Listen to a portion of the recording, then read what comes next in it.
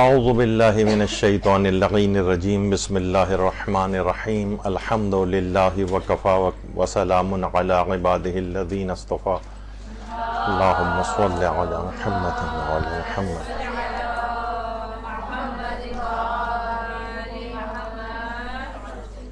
محمد و آل محمد علیہ السلام پر درود کے فضائل و فقہی احکام. اتنا اہم یہ موضوع ہے، ظاہر ہے کہ روزانہ کتنی ہی دفعہ ہمیں اس عبادت کو انجام دینا ہوتا ہے، اپنی نمازوں میں انجام دینا ہوتا ہے، عمومی زندگی میں انجام دینا ہوتا ہے. مومن کی پوری زندگی اس عبادت کو انجام دیتے گزرتی ہے، تو اس کے فقہی احکام بھی بہت زیادہ ہیں. اب آپ سوچ رہی ہوں گی کہ اتنے مختصر سے درود کے اتنے فقہی احکام کیسے ہیں، تو اس موضوع پر ہماری 3 درس ہوں گے. ایک آج کا درس ہے اور اس کے بعد 2 دروس اور ہیں اس کے فقہی احکام پر، اس کے فضائل پر، اس کے کچھ خاص عملیات ہیں ان پر، تو اور اس کی اسرار و رموز جو اس کے اندر پائے جاتے ہیں، اس کی اقسام کون کون سی ہیں، کتنی طرح کا درود جو ہے وہ پڑھا جاتا ہے، اس پہ ہماری جو گفتگو ہوگی اس کی آج پہلی کلاس ہے. تو دیکھیے، پروردگار عالم نے قرآن کے اندر واضح طور پر جو آیت درود ہے، جسے آیت صلوات کہا جاتا ہے، بسم اللہ الرحمن الرحیم، ان اللہ وملائکتہ یصلون علی النبی یا ایہا الذین آمنوا صلوا علیہ وسلموا تسلیما اللہم صل علی محمد وعلی محمد.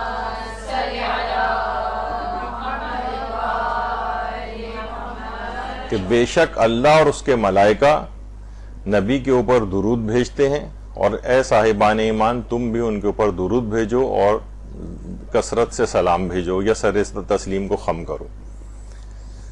اچھا، اب اس میں بھی سب سے پہلے تو ایک بات وہ عرض کر دی جائے کہ اکثر ذاکرین اپنے ذاکری کے نقطے میں ایک بات یہ کہتے ہیں کہ ایک ایسی عبادت ہے جو اللہ بھی کرتا ہے، تو یا اللہ کے اوپر بھی واجب ہے وہ عبادت، جبکہ ایسا نہیں ہے. اللہ کے اوپر کوئی بھی چیز واجب نہیں. بہت سی چیزیں واجب عقلی ضرور ہیں، یعنی مثلا وہ آپ کو سزا نہیں دے سکتا جب تک کہ اپنے احکامات نہ بتا دے، انبیاء کو نہ بھیجے، یا اللہ پر عقلاً واجب ہے، لیکن اللہ پہ کوئی شرعی کوئی چیز واجب نہیں ہوتی. تو وہ تقریری نقطے کے طور پر کہا جاتا ہے کہ ایک ایسی عبادت ہے جس میں اللہ بھی جو ہے وہ شریک ہے آپ کے، اور جو اللہ کے اوپر بھی واجب ہے، جبکہ ایسا نہیں.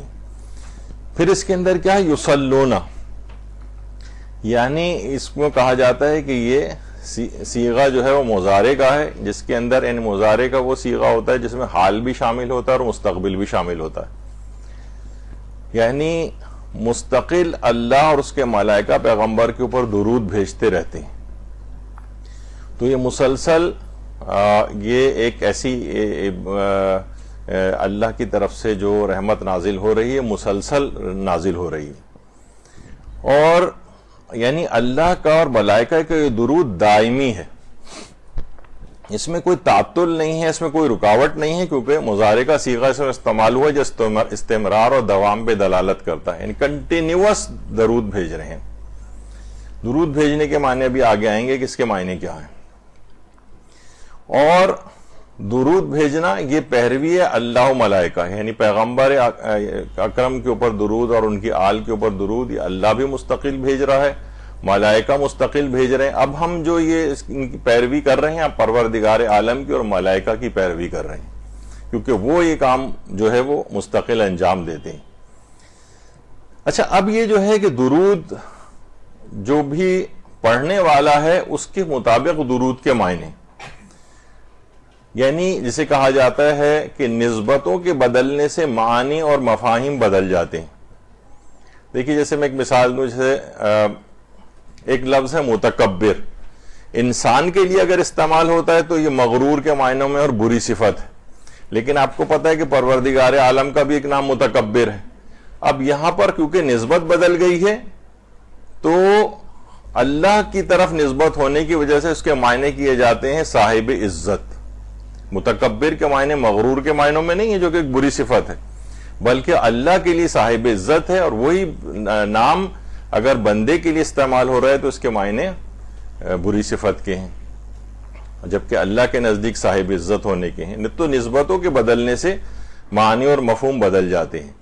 اب یہ جو ہے کہ اللہ ان کے اوپر درود بھیجتا ہے، اس کے معنی کیا ہے؟ اس کے معنی ہیں کہ پروردگار عالم کی طرف سے ان پر مستقل رحمتیں نازل ہوتی ہیں. یعنی اللہ کے درود کے معنی ہیں کہ ان کے اوپر رحمتوں کا نازل ہونا. اچھا، ملائکہ کے درود کے معنی کیا ہیں؟ ملائکہ ان کے لیے طلب رحمت کی دعا کرتے ہیں. ملائکہ کے درود کے معنی ہیں طلب رحمت کی دعا. یعنی ملائکہ دعا کرتے ہیں پروردگار عالم سے کہ وہ محمد و آل محمد علیہ السلام پر اپنی رحمتیں نازل کریں. اللہم صلی علی محمد و آل محمد.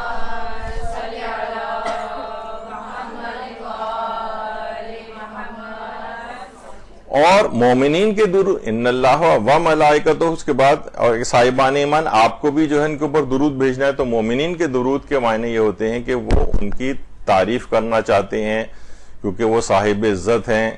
تو ان کے لیے ایک اچھے الفاظ، ایک اچھی دعا کے طور پر جو ہے وہ تو مومنین کا جو درود ہے وہ ان کی ثنا ہے، اصل میں ان کی تعریف ہے، ان کی جو احسانات ہیں ان کی قدردانی کا شکریہ ہے. تو مومنین کے درود بھیجنے کی یہ معنی ہے. اچھا، بعض اوقات یہ بھی ہوتا ہے کہ فرشتے، روایات میں آیا کہ فلاں اگر عمل انجام دیا جائے تو فرشتے مومنین کے اوپر درود بھیجتے ہیں. یہ تو محمد و آل محمد پہ درود تھی اس والی بات جو اس سے پہلے ہم نے ذکر کی. اب فرشتے اگر آپ کے اوپر یا مومنین پر درود بھیجتے ہیں، اس کے معنی ہوتے ہیں طلب مغفرت کی دعا لوگوں کے لیے. یعنی مثلا ہوتا ہے کہ اگر فلاں عمل انجام دیا جائے تو اللہ ایک فرشتے کو پیدا کرتا ہے جو اس کے اوپر درود بھیجتا ہے. تو درود کے معنی ہے کہ اس کے لیے مغفرت طلب کرتا رہتا ہے وہ. تو فرشتوں کے درود کے معنی ہیں طلب مغفرت.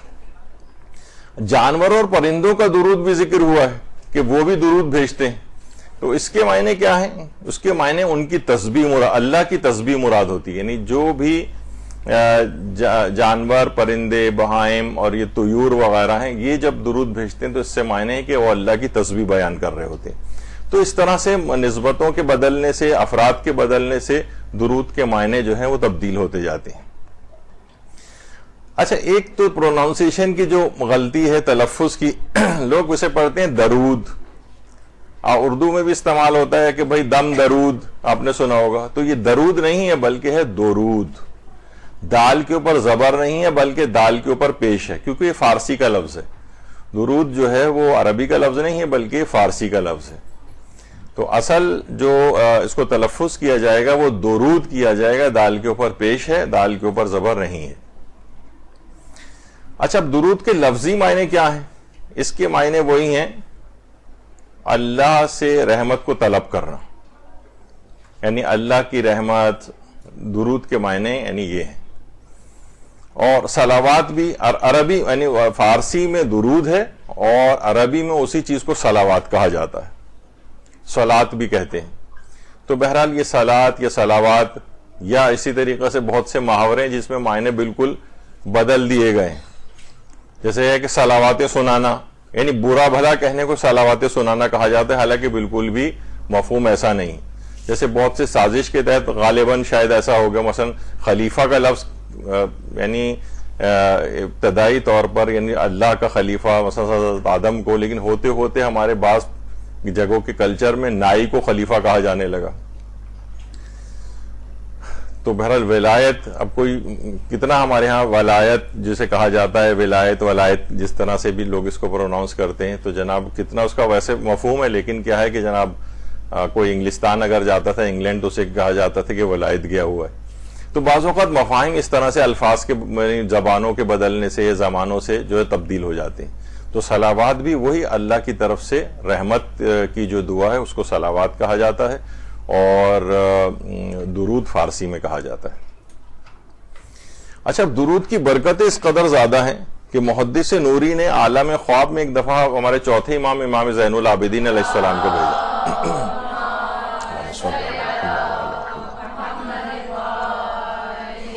اور ان سے شکوہ کیا کہ آخرت کے لیے تو میں نے کچھ جمع نہیں کیا، مجھے تو توبہ کی توفیق بھی حاصل نہیں ہو سکی، میں اعمال صالح بھی بجا نہ لا سکا.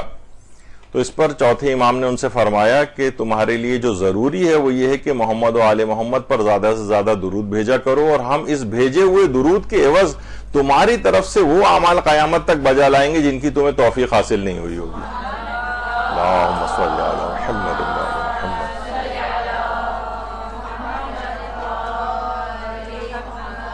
محدث نوری نے پوری ایک کتاب سچے خوابوں کے ذکر کے اوپر جو ہے وہ مرتب بھی کی ہے. تو بہرحال اس میں انہوں نے خود ہی چوتھے امام سے منسوب جو ہے یہ خواب جو ہے دیکھا. آیت اللہ شیخ علی اکبر نہاوندی یہ بہت ہمارے ایک عظیم عالم گزرے ہیں, حدیث اور رجال کے ایک بہت بڑے ماہر سمجھے جاتے تھے. آیت اللہ شیخ علی اکبر نہاوندی مشہد میں ہوتے تھے اور تقریباً آج سے تقریباً 60 70 75 سال پہلے ان کا انتقال ہوا ہے. اور ان کی بہت مشہور کتاب العبقری الحسان کے نام سے یہ ہے. اچھا, بہت ہی کیونکہ عظمت والے بزرگ تھے یہ, تو جو مشہد میں جو مسجد گوہر شاد ہے یہاں پر یہ نماز جماعت بھی پڑھاتے تھے. اب میں ان کی جو بھی ذکر کروں گا ان کا جو واقعہ ہے, تو بہرحال یہ نماز جماعت وہاں پر پڑھاتے تھے. تو ایک دفعہ کرامتوں میں ان کی یہ چیز ملتی ہے کہ ایک دفعہ یہ نماز ظہرین پڑھا رہے تھے اور ابھی نماز ظہر پڑھائی تھی. تو نماز ظہر فوراً بعد ہی نماز عصر ہو جاتی ہے. اب جب انہوں نے نماز عصر پڑھانے کا وقت شروع ہونے ہی والا تھا کہ انہوں نے کہا کہ اب شبستان, اچھا وہاں مسجد گوہر شاد اور وہاں دیگر جو ائمہ کے حرم ہیں وہاں پہ بھی مختلف شبستان مساجد کے اندر ہوتے ہیں. شبستان کہتے ہیں وہ اس جگہ کو کہ جہاں پہ رات میں جا کر عبادت کی جاتی ہے. ظاہر ہے مسجدیں ابھی ہر وقت کھلی نہیں رہتی ہیں, تو کچھ جگہ ایسی مخصوص ہیں جو شبستان کہلاتی ہیں. انہوں نے کہا کہ ظہر کی نماز ہو گئی اور بہت بڑی تعداد میں جماعت موجود تھی. ابھی انہوں نے کہا کہ فوراً اب نماز عصر کے لیے شبستان کو چینج کر لیا جائے. لوگ بھی بہت پریشان ہوئے, انتظامیہ کے لوگ بھی پریشان ہوئے کہ اتنے بڑے مجمع کو کیسے ایک جگہ سے دوسری جگہ شفٹ کریں. بہرحال انہوں نے کہہ دیا تھا کہ نہیں کرنا ہے. تو لوگ عصر کی نماز کے لیے جیسے ہی دوسرے شبستان میں پہنچے تو ایک دم بہت زبردست قسم کا زلزلہ آیا اور وہ جو پرانی شبستان والی جگہ ہے اس کی چھت گر پڑی. لوگ بھی حیران اور پریشان ہو گئے کہ اگر ہم لوگ سب یہاں پر اس وقت موجود ہوتے تو سب کے سب لوگ ہلاک ہو جاتے اتنی بھاری چھت گرنے کی وجہ سے. تو یہ ان کی بڑی کرامتوں میں سے آیت اللہ شیخ علی اکبر نہاوندی کی سمجھا جاتا ہے یہ. اور اس کے بعد سے مسجد گوہر شاد میں شبستان نہاوندی کے نام سے پورا ایک شبستان انہی کے نام سے موسوم ہو گیا. تو بہرحال یہ ان کا ایک واقعہ اس لحاظ سے کرامتوں میں ملتا ہے. اور رہبر معظم آیت اللہ خامنہئی فرماتے ہیں جب میں بالکل بچپن کے عالم میں تھا, یہ ان کے بچپن ہی کے زمانے کی تصویر ہے, تو فرماتے ہیں کہ میں نے مشہد میں صرف 2 ہی علماء کے نام سنے ہوئے تھے, ایک شیخ نہاوندی کا اور شیخ علی اکبر نہاوندی کا. ان کے علاوہ میں کسی نام سے شیعہ علماء میں واقف نہیں تھا بچپن میں. تو اتنی ایسی شخصیت ہے ان کی شیخ علی اکبر نہاوندی کی. ان کی کتاب ہے خزینۃ الجواہر و زینۃ المنابر, جس میں ایک متقی پرہیزگار شخص کا ذکر انہوں نے کیا ہے کہ جس نے یہ بات بتائی کہ میں نے اپنے اوپر ایک بات کو لازم قرار دیا ہوا تھا کہ میں روزانہ ایک معین مقدار میں درود, اب ممکن ہے کہ وہ 100 دفعہ ہو, ممکن ہے 1000 دفعہ ہو, میں روز پڑھا کروں گا. تو ایک رات یہ ہوا کہ بہت سارے مہمان جو ہے وہ گھر پر آ گئے اور جو رات گئے تک رہے میں ان کی مہمان نوازی میں بہت زیادہ مصروف رہا, یہاں تک کہ تھک کے چور ہو گیا. جب بستر پہ گیا تو میں نے سوچا کہ آج تو مجھے درود اپنا معین جو میں نے اپنے اوپر کیا ہوا ہے وہ اس کی مجھے تلاوت کرنی ہے, تو آج چھوڑ دیتا ہوں. لیکن اس نے کہا نہیں, میں ہر صورت میں جو میں نے اپنے اوپر لازم کیا ہے میں ضرور اس کی تلاوت کروں گا. انتہائی خستگی کی حالت میں بھی اس نے جو ہے وہ درود کی معین مقدار پڑھی اور سو گیا. خواب میں پیغمبر اکرم صلی اللہ علیہ وآلہ وسلم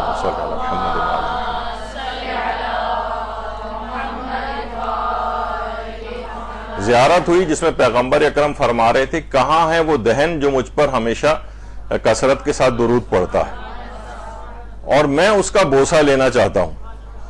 اب یہ ایک متقی پرہیزگار شخص کہتا ہے کہ میں بڑا خجالت کا شکار ہوا, میں اپنا کردار میرے سامنے تھا کہ میں اپنے آپ کو اس قابل نہیں پاتا تھا کہ میں پیغمبر اکرم سے یہ بات کہوں کہ میں اتنی تعداد میں معین مقدار میں درود پڑھتا ہوں.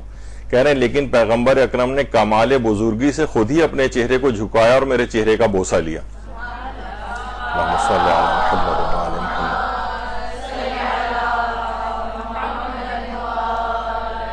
کہہ رہے ہیں اسی وقت میری آنکھ کھل گئی، خوشی اور فرحت و انبساط کے ساتھ میرے قدم زمین پر نہیں ٹک رہے تھے، میں نے اپنے پورے گھر والوں کو اسی وقت جگا کر اٹھایا۔ سب لوگ بھی جب جاگے تو دیکھ کر حیران اور سونگ کر حیران و پریشان ہو گئے کہ بہترین ایک خوشبو پورے کمرے کے اندر پھیلی ہوئی تھی، اور ایک اتنی زیادہ تیز خوشبو جو ایک اصفر خوشبو کہلاتی ہے، جو انتہائی تیز خوشبو سمجھی جاتی ہے، وہ کمرے کے اندر پھیلی ہوئی تھی۔ کہہ رہے ہیں اس بات کی اتنی شہرت ہوئی، اور کہہ رہے ہیں جو اس متقی پرہیزگار شخص کا کہنا ہے جسے شیخ علی اکبر نہاوندی نے اس کا پورا واقعہ نقل کیا ہے کہ 8 روز تک اس کمرے سے اور خود میرے اندر سے وہ خوشبو آتی رہی، اور دور دور سے لوگ اس خوشبو کو سونگنے کے لیے آتے رہے۔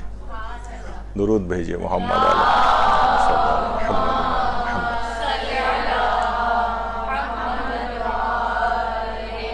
تو پیغمبر اکرم کا جو بھی بہرحال یعنی کتنی ان کی نگاہ کرم ایسے فرد کے اوپر ہوگی کہ جو کثرت کے ساتھ اس طرح سے درود کسی ایک شخص کے لیے تو عنایت نہیں ہوگی انشاءاللہ، پر یہ رحمت جو ہے پیغمبر اکرم کی طرف سے دیگر تمام صاحبان ایمان کے لیے بھی ہوگی۔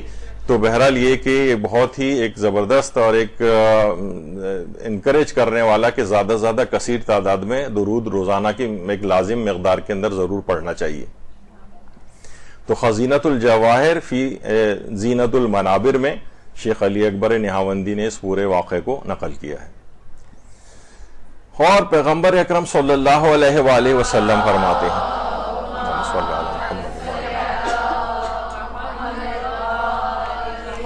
کہ اگر کچھ لوگ کسی محفل میں بیٹھیں اور نہ تو خداوند عالم کا ذکر کریں نہ اپنے رسول پر درود بھیجیں تو ایسی محفل ان لوگوں کے لیے قیامت کے دن حسرت و وبال ثابت ہوگی۔ دیکھیے ہماری کتنی ہم آپس میں بیٹھکیں کرتے ہیں، محافل ہوتی ہیں، سارے رشتہ دار مثلا مل جاتے ہیں، سہیلیاں دوست مل بیٹھتے ہیں، لیکن بعض اوقات پوری محفل گزر جاتی ہے، پورا وہ جتنی دیر بھی بیٹھتے ہیں اس میں نہ خداوند عالم کا کوئی ذکر ہوتا ہے، نہ پیغمبر کے آل اور ان کے آل پر کوئی درود و سلام ہوتا ہے، اور بس وہ محفل اسی طرح سے برخاست ہو جاتی ہے۔ تو فرماتے ہیں ایسی محفل ان لوگوں کے لیے قیامت کے دن حسرت و وبال ثابت ہوگی۔ وہ پچھتائیں گے کہ ہم نے فلاں جگہوں پر اس طرح سے گفتگو کی تھی اور اس میں کوئی اس طرح سے کا ذکر خدا نہیں آیا تھا، کوئی درود اس کے اندر نہیں پڑا گیا تھا۔ یہ ان کو حسرت اور افسوس ہوگا قیامت کے روز۔ یہ لائق صد افسوس محفل جو ہے ان کو قیامت کے روز جو ہے وہ یاد آئے گی۔ یہی وجہ ہے کہ ہمارے جو مستحب کفارات کی ایک فہرست ہے اس میں ایک دعا بھی پڑھی جاتی ہے کہ اگر عام طور پر مثلا ہم ظاہر ہے کتنی چیزیں اس کے اندر اس طرح کی آتی ہیں کہ ہم عمومی زندگی کے اندر سبحان ربک رب العزت عما یصفون وسلام علی المرسلین والحمد للہ رب العالمین، جب بھی کسی انسان محفل سے اٹھے تو اس دعا کو ضرور پڑھے تاکہ وہ اس محفل کے اندر جو بھی اس سے کچھ اس قسم کے معاذ اللہ ہو سکتا ہے کچھ گناہ ہو گئے ہوں، ہو سکتا ہے کہ اگر کوئی گناہ نہیں بھی ہوا ہو تو اس طرح کی جو بھی کمی ہوگی اس کا ازالہ ہو جائے گا۔ یہ مستحب کفاروں کی فہرست میں سبحان ربک رب العزت عما یصفون وسلام علی المرسلین والحمد للہ رب العالمین ایک دعا ہے کہ جو کہ اس انداز سے پڑھی جاتی ہے۔ تو اس محفل کے اندر جتنی بھی ایک کمی ہوگی اور جو بھی اس کے اندر اس قسم کی کوئی بات ہوگی جس سے کوئی بے برکتی ٹائپ کی ہوگی تو پھر وہ یہ اس کا مداوع ہو جائے گی یہ والی دعا، اور یعنی پروردگار عالم اس کمی کو پورا کر دے گا۔ تو بہرحال یہ مستحب کفارات کی ایک فہرست میں ہے کہ اچھا پھر ایک اور ہے مستدرک الوسائل میں ایک روایت کہ ایک دن جب رسول خدا صلی اللہ علیہ وآلہ وسلم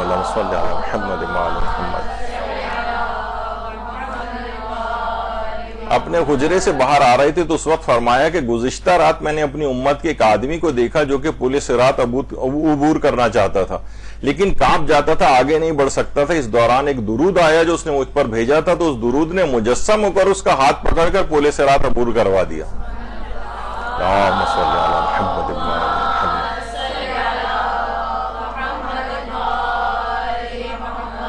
تو یہ قدم قدم پر یہ جو ہم درود پڑھتے ہیں انشاءاللہ یہ میدان قیامت میں خود اس دنیاوی زندگی میں بھی اور میدان قیامت میں بھی کس انداز سے سب کام آئیں گے یہ انسان انشاءاللہ وہاں مشاہدہ کرے گا اس کا۔ یعنی حتیٰ کہ دیکھیے پل صراط یعنی مجسم ہو کر آئے گا۔ تجسیم اعمال یا تجسم اعمال کا پورا ایک لیکچر موت کی جو سیریز یہاں پر ہوئی تھی تو اس کے اندر ہم نے بیان کیا تھا کہ اعمال کا مجسم ہونے سے کیا مراد ہے، اعمال کیسے مجسم ہوں گے، تو وہ مجسم ہو کر آئے گا اور پل صراط کو عبور کروائے گا۔ اور ایک تفصیلی پیغمبر اکرم صلی اللہ علیہ وآلہ وسلم نے، اللہم صلی علی محمد وآل محمد، مستدرک الوسائل میں ایک تفصیلی روایت ہے کہ پیغمبر فرماتے ہیں جب میں معراج پہ گیا تو وہاں میں نے دیکھا ایک فرشتہ تھا جس کے 1000 ہاتھ تھے اور ہر ہاتھ کی 1000 انگلیاں تھیں، جس میں وہ حساب کتاب کر رہا تھا۔ میں نے جبرائیل سے پوچھا یہ کون فرشتہ ہے، کس چیز کا حساب کر رہا ہے؟ جبریل نے کہا یہ وہ فرشتہ ہے جو بارش کے قطرے گرنے پر مامور ہے، آسمان سے گرنے والے قطروں کو گن رہا ہے۔ پیغمبر اکرم فرماتے ہیں میں نے پوچھا کیا تم زمین کے خلق ہونے سے لے کر آج تک بارش کے ہر قطرے کا حساب تمہارے پاس ہے جو برستا ہے آسمان سے؟ فرشتے نے کہا اللہ کے رسول مجھے قسم ہے اس خدا کی جس نے آپ کو رسول مبعوث کیا، میں زمین پر گرنے والے تمام قطرات کی تعداد بتا سکتا ہوں، بلکہ وہ قطرات کہاں کہاں گریں گے بھی بتا سکتا ہوں۔ فرشتے نے کہا بارش کے وہ قطرات جو دریاؤں، شہروں، بنجر زمین اس طرح کے قبرستانوں میں گرتے ہیں میں ان کی تعداد بھی بتا سکتا ہوں۔ پیغمبر اکرم متعجب ہوئے اس قدر اس فرشتے کا حافظہ ہے۔ فرشتے نے کہا رسول اللہ اتنی قدرت اور دست و پاک کے باوجود میں ایک ثواب کا کام حساب نہیں کر سکتا۔ جناب رسالت میں آپ نے پوچھا وہ کون سا کام ہے؟ فرشتے نے کہا جب آپ کی امت جمع ہوتی ہے اور آپ پر درود بھیجتی ہے اس وقت میں ثواب کو گن نہیں سکتا۔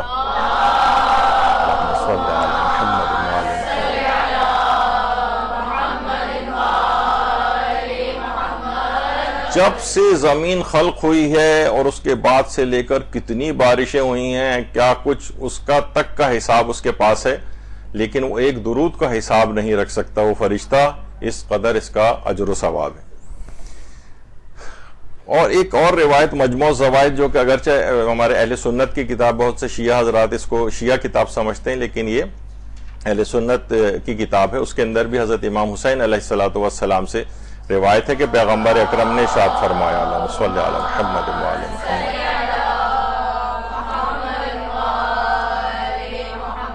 کہ جس شخص کے بھی سامنے میرا ذکر ہو اور مجھ پر درود بھیجنا بھول جائے قیامت کے روز وہ جنت کا راستہ بھول جائے گا۔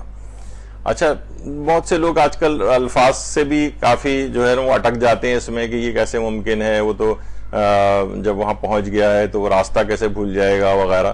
تو یہ قرآن کے اندر بھی آیا کہ مثلا جب لوگ اللہ کو بھلا دیتے ہیں فانساہ اللہ تو اللہ بھی ان کو بھلا دیتا ہے۔ اب یہ نہیں اللہ کو کوئی بھول چوک ہوتی، مقصد ہے کہ تم نے وہ اس کرائٹیریا پہ پورا ان کا پروردگار عالم کی اطاعت نہیں کی، اللہ کو یاد نہیں رکھا، تو اللہ بھی اب تم پر اپنی رحمت کو نازل نہیں کرے گا۔ بھلا دینے سے مراد یہ ہوتا ہے۔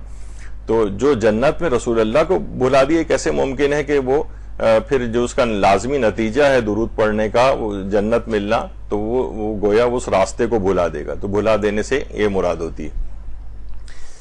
تو اور اسی طریقے سے ایک یہ بھی پیغمبر اکرم نے جملے ارشاد فرمائے ہیں کہ جو شخص بھی مجھ پر زیادہ صلوات بھیجے گا وہ موت اور جان کنی کی تکلیف اور تلخی سے امان میں رہے گا۔ اللہم صلی علی محمد وآل محمد۔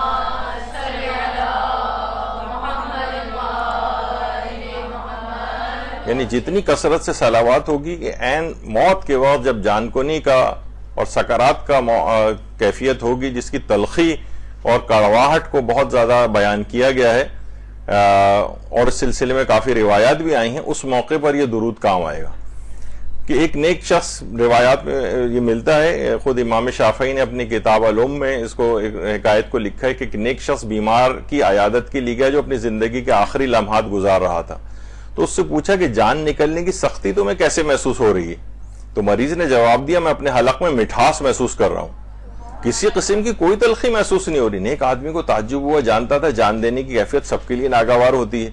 جب بیمار نے مرد صالح کو حیرت میں ڈوبا ہوا دیکھا تو کہا تعجب نہ کرو، میں نے سن رکھا تھا کہ رسول اللہ نے فرمایا جو مجھ پر زیادہ درود بھیجے گا وہ موت کی تلخی سے محفوظ رہے گا، لہٰذا ایک عرصے سے میں درود پڑھ رہا ہوں تو اب تم میری جان نکلتے وقت کی مٹھاس کا راز سمجھ گئے ہوں گے۔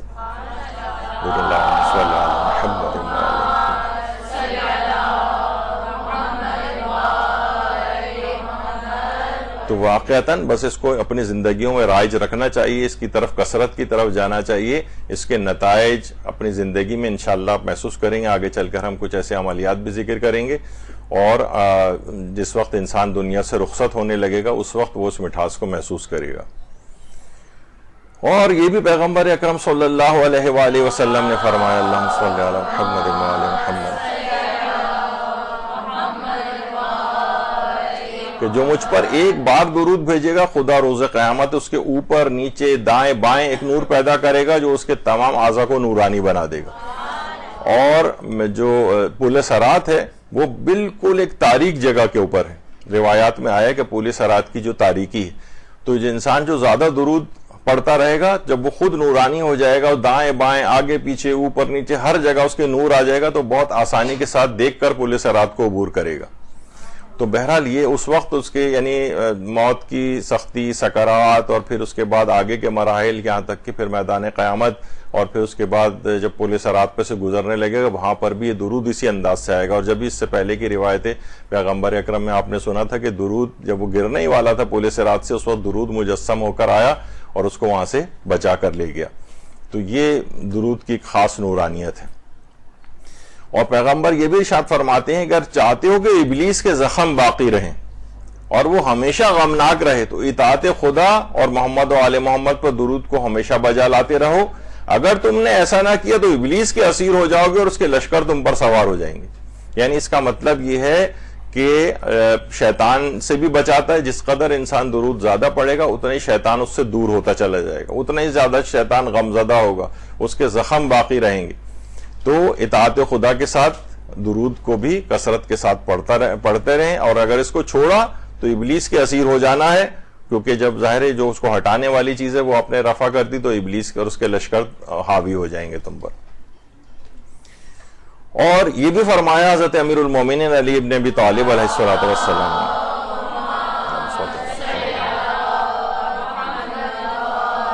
کہ گناہوں کو ختم کرنے کے لیے صلوات بھیجنا گویا پانی کے ذریعے آگ بجھانے سے زیادہ بہتر ہے۔ یعنی پورے گناہوں کو ختم کر کے رکھ دیتا ہے درود، اس کے اوپر اس کو نامہ اعمال سے صاف کر دیتا ہے۔ یعنی ایسی توفیقات پھر آپ کو ملتی ہیں، ایک تو پچھلے گناہ بھی معاف ہوتے ہیں اور ایسی توفیقات آپ کو ملتی ہیں کہ پھر آپ کو گناہ سے نفرت ہونے لگتی ہے، بیزاری ہونے لگتی ہے، اور ظاہر ہے کہ زبان کے اوپر جب کثرت کے ساتھ یہ والا ذکر رہے گا تو زبان ہی کے ذریعے زیادہ بڑے گناہ ہوتے ہیں، تو انسان ان گناہوں سے بھی اپنے آپ کو محفوظ رکھے گا، امیونٹی ایک ڈیولپ ہو جائے گی گناہوں کے خلاف۔ تو بہرحال یہ اس طرح سے درود و سلام بھیجنا، صلوات بھیجنا، یہ گناہوں کو ختم کرنے کے لیے بہت معاون ہے۔ ایک زمانہ تھا جب ایران عراق جنگ چل رہی تھی، اور یہاں تک کہ قم کے اوپر بھی صدام کے حکم سے بمباری کی گئی تھی۔ یہ قم کی تصویر ہے اس زمانے کی جب قم کے اوپر بمباری ہو رہی تھی، اور کافی لوگ جو ہے سلسلے میں پریشان تھے، تو لوگ پریشان ہو کر آیت اللہ سید محمد رضا بہاؤالدینی کے پاس تشریف لائے۔ آیت اللہ سید محمد رضا بہاؤالدینی، ایک تو آغا بہاؤالدینی جو امام خمینی کے وکیل اور نمائندے تھے پاکستان میں، پھر رہبر معظم کے بھی رہے، پھر اب وہ واپس چلے گئے، وہ نہیں، یہ آیت اللہ سید رضا بہاؤالدینی، اور یہ بڑے عالم عارف شخصیت تھی، اب تو خیر انتقال ہو گیا ان کا، لیکن لوگ ان کے پاس آئے، پریشان ہوئے کہ ظاہر ہے کہ حضرت معصومہ کا روضہ بھی یہاں پر ہے، نقصان اس کو بھی پہنچنے کا ہے، پھر لوگوں کے اعتبار سے بھی پریشانی تھی کہ بمباری اگر قم پہ ہو رہی ہے تو زبردست قسم کی بمباری اس طرح سے وہاں پہ ہو رہی ہے۔ تو آیت اللہ رضا بہاؤالدینی نے کہا کہ شہر درود، اچھا ایک شہر ہے ایران کے اندر اس کا نام بھی درود ہے، تو کہنے لگے ایک دفعہ شہر درود کے کچھ لوگ اسی بات کے لیے میرے پاس آئے تھے، اور وہاں پر بھی صدام کے حکم سے بمباری ہو رہی تھی، اور تو انہوں نے آ کے کہا کہ ہم اس کا کوئی حل بتائیں کہ بمباری کسی طریقے سے رک جائے۔ آج بھی آپ دیکھتی ہیں کہ بہرحال فلسطین میں جو مظلوموں کے اوپر وہاں اس طرح سے بمباری ہو رہی، کتنا لوگ آدمی پریشان ہوتے ہیں، نیچے تو دو مقابلہ بھی کر لیتے ہیں لیکن آسمان سے آگ برس رہی ہو۔ تو کہا کہ میرے پاس لوگ آئے تو پھر میں نے معصومین علیہم السلام سے توسل کیا اور حضرت زہرا سلام اللہ علیہا کی طرف سے اشارہ ملا، اللہم صلی علی محمد و علی محمد۔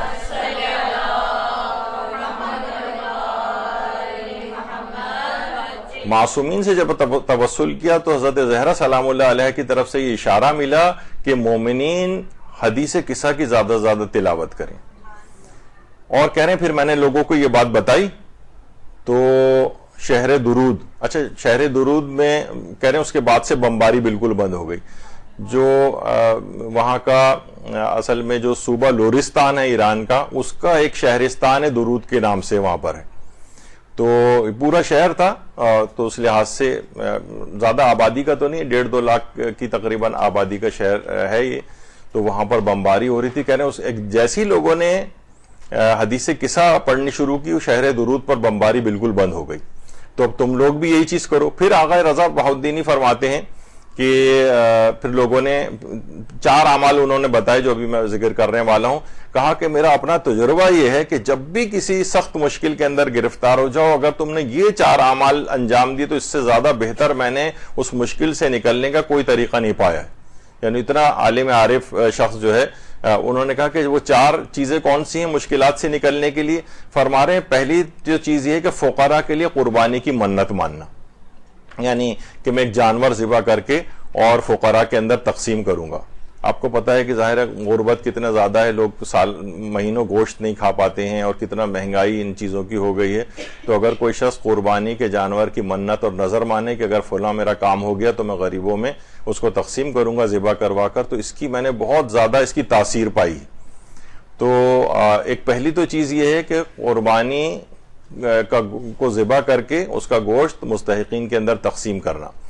دوسرا فرماتے ہیں کہ حدیث قصہ کی تلاوت. جب بھی مشکلات میں انسان گرفتار ہو جائے، جیسے کہ شہر درود اور شہر قم کے باسیوں کو بھی یہ انہوں نے تعلیم فرمائی تھی، اور پھر اس کے بعد لوگوں نے حدیث قصہ پڑھنی شروع کی اور یہ 3 اعمال اور انجام دیے، تو ایک دم سے پھر قوم کے اوپر بمباری ہونا بند ہو گئی. تو دوسری تھی حدیث قصہ کی تلاوت. تو کوشش یہ کرنی چاہیے کہ حدیث قصہ کی تلاوت بھی یہ رائج ہونی چاہیے. آج کل چیزیں نا ختم ہوتی چلی جا رہی ہیں ہمارے یہاں. پہلے ہوتی تھیں اس طرح کی محفلیں ہوتی تھیں، اور حدیث قصہ کی محفلیں گھروں کے اوپر رکھی جاتی تھیں. تو گھروں پر بھی ہوں، امام بارگاہوں کے اندر بھی ہوں، اس قسم کی مجالس خواتین رکھیں تو بہت مشکلات اور پریشانیاں جو گھروں کے اندر ہوتی ہیں یہ دور ہو جائیں گی. تیسری چیز فرماتے ہیں صدقہ دینا.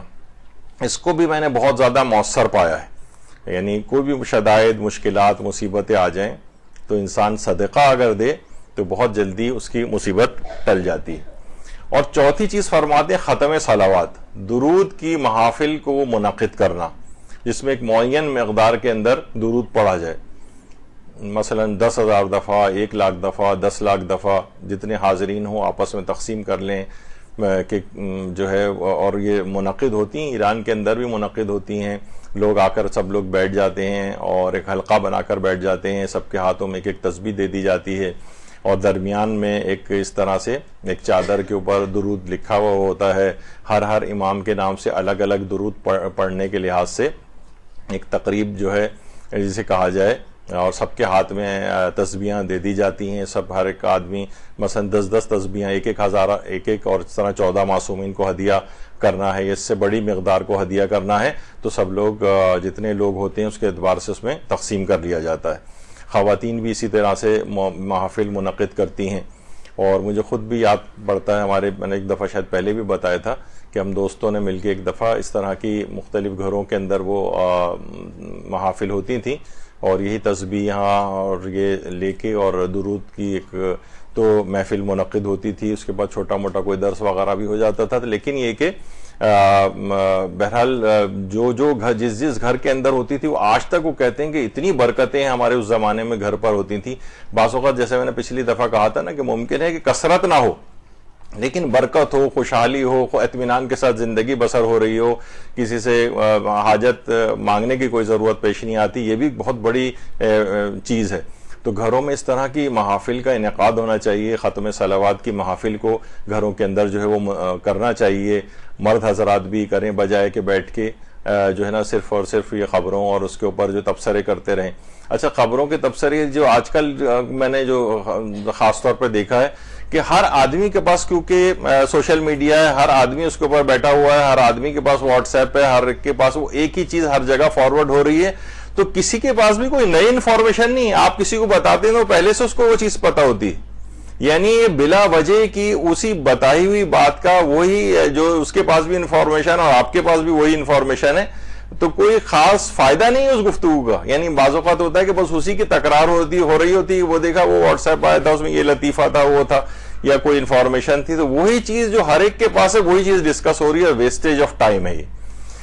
تو بہتر ہے کہ سب کے جب ایسے لوگ افراد آئیں تو کچھ نہ کچھ ایسے ان کے ہاتھ میں تسبیحات تھما دی جائیں کہ بھئی یہ ہے، اس طرح سے پڑھنا ہے، تو سب ان برکتوں سے فیضیاب ہوں گے۔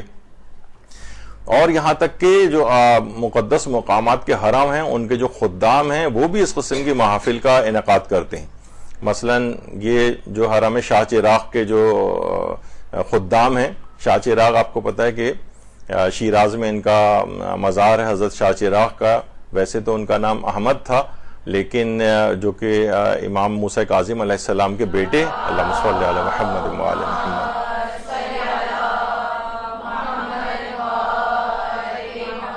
اور حضرت امام علی رضا علیہ السلام کے بھائی تھے، اللہم صلی علی محمد و آل محمد۔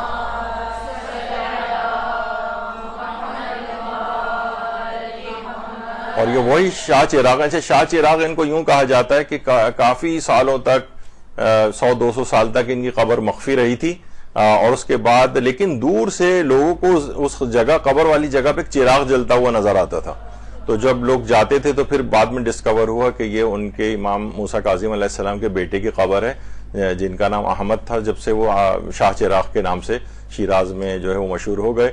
اچھا، اس کے بعد یہ پچھلا ابھی ایک سال ہی گزرا ہے، اکتوبر 2022 میں، پچھلے سال ہی داعش کے ایک شخص نے وہاں پر حملہ بھی کیا تھا اور 13 لوگوں کو وہاں پر شہید کیا تھا کلیشنکوف سے، اور 30 کے قریب لوگ زخمی ہوئے تھے۔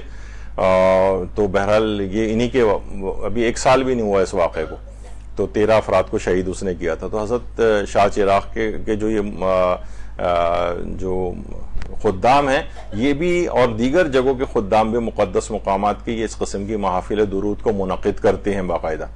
تو یہ بہت ہی عظمت والی ایک محفل ہے، اس کو ضرور اس کو اپنی زندگیوں میں، اپنے گھروں میں اس کو رائج کرنا چاہیے۔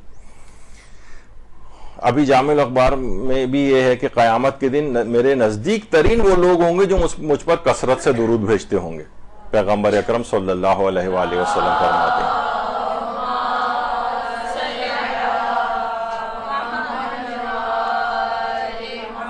اب جب کوئی شخص قیامت میں پیغمبر اکرم کے انتہائی نزدیک اور قریب ترین ہوگا تو اس پر عذاب کہاں سے آئے گا؟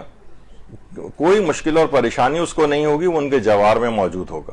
تو یہ بہت ہی بہترین ایک نسخہ ایک بتایا گیا، اور اتنا آسان ترین نسخہ ہے۔ اور یہ بھی پیغمبر اکرم نے فرمایا کہ اللہ نے کچھ فرشتے پیدا کیے ہیں جن کا کھانا پینا فقط محمد مصطفیٰ اور امیر المومنین علیہ السلام پر صلوات بھیجنا، ان کے دوستوں کے لیے طلب مغفرت کرنا۔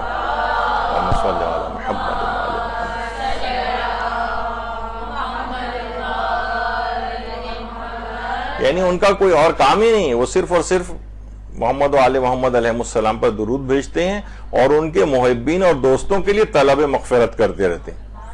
تو یہ فرشتوں کی یعنی درود کا جو ورد ہے یہ فرشتوں کی زندگی ہے، ان کی زندگی کا مقصد جو ہے پروردگار نے قرار دیا ہوا ہے۔ تو یہ تو ابھی آیا، اس سے پہلے کہ ابلیس کے زخم باقی رہتے ہیں اور وہ غمناک ہو جاتا ہے جب تک کہ انسان درود پڑھتا رہتا ہے، ورنہ وہ ابلیس کا اسیر ہو جاتا ہے۔ اور آیت اللہ تقی بہجت فرماتے تھے، گشتیم و گشتیم ذکر بالاتر الصلوات پیدا نہ کر دیں۔ کہہ رہے ہیں میں نے بہت تحقیق کی، بہت جستجو کی، بہت سرگرداں رہا کہ تمام اذکار میں سب سے افضل ترین ذکر کون سا ہے، تو میں سوائے صلوات کے کوئی اس سے برتر ذکر دریافت نہ کر سکا۔ اللہم صلی علی محمد۔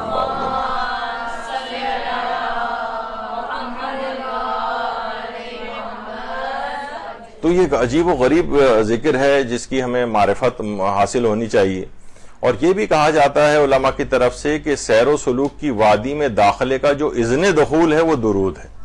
یعنی انسان روحانیت کے جب درجات کو یعنی اس پہ قدم رکھتا ہے اور وہ روحانیت کو حاصل کرنا چاہتا ہے، تو بالکل اولین جو ذکر ہے طالب علموں کے لیے بھی جو روحانیت کے مسافر بننا چاہتے ہیں، اپنی روحانیت کو قوی کرنا چاہتے ہیں، تو علماء ان کو یہ کہتے ہیں کہ نماز فجر سے پہلے وہ ایک مخصوص تعداد، مثلا ایک تسبیح جو ہے وہ درود کی پڑھنا شروع کریں۔ اگر کوشش کریں کہ یہ درود کی تسبیح فجر کے وقت سے پہلے پڑھی جائے، اگر اس وقت نہ پڑھ سکیں تو فجر کی نماز کے بعد پڑھ لیں۔ اور یہ اتنا اہم ہے یہ کہ سیر و سلوک کہتے ہیں، یعنی روحانیت، یعنی سلوک کہتے ہیں اللہ کی جانب درجات جو ہیں اوپر کی طرف انسان جو بلند کرتا ہے، اور اس دوران جن چیزوں کا مشاہدہ کرتا ہے اسے سیر کہا جاتا ہے۔ سلوک منازل کو طے کرنا ہے، اور اس منازل کو طے کرنے کے درمیان جو اسے مشاہدات ہوتے ہیں اس روحانی دنیا کے، اسے سیر کہا جاتا ہے۔ تو سیر و سلوک کی وادی میں جو داخلے کا اذن دخول ہے وہ درود ہے، اس سے ابتدا کی کرے وہ طالب علم۔ کہا جاتا ہے کہ اگر اس سے ابتدا اگر وہ کرے گا تو اس کو آئندہ زندگی میں سیر و سلوک کے جو مراحل ہیں بہت آسان ہو جائیں گے، اور اگر اس سے ابتدا نہیں کرے گا تو بہت مشکلات اور کٹھن لمحات سے وہ گزرے گا۔ تو آسانی سے گزارنے کے لیے اس کو بالکل یہ اذن دخول کہا جاتا ہے کہ بالکل یہ ابتدا کے اندر پڑھے تو بعد کے اس کے لیے مسائل بہت آسان ہوتے چلے جاتے ہیں۔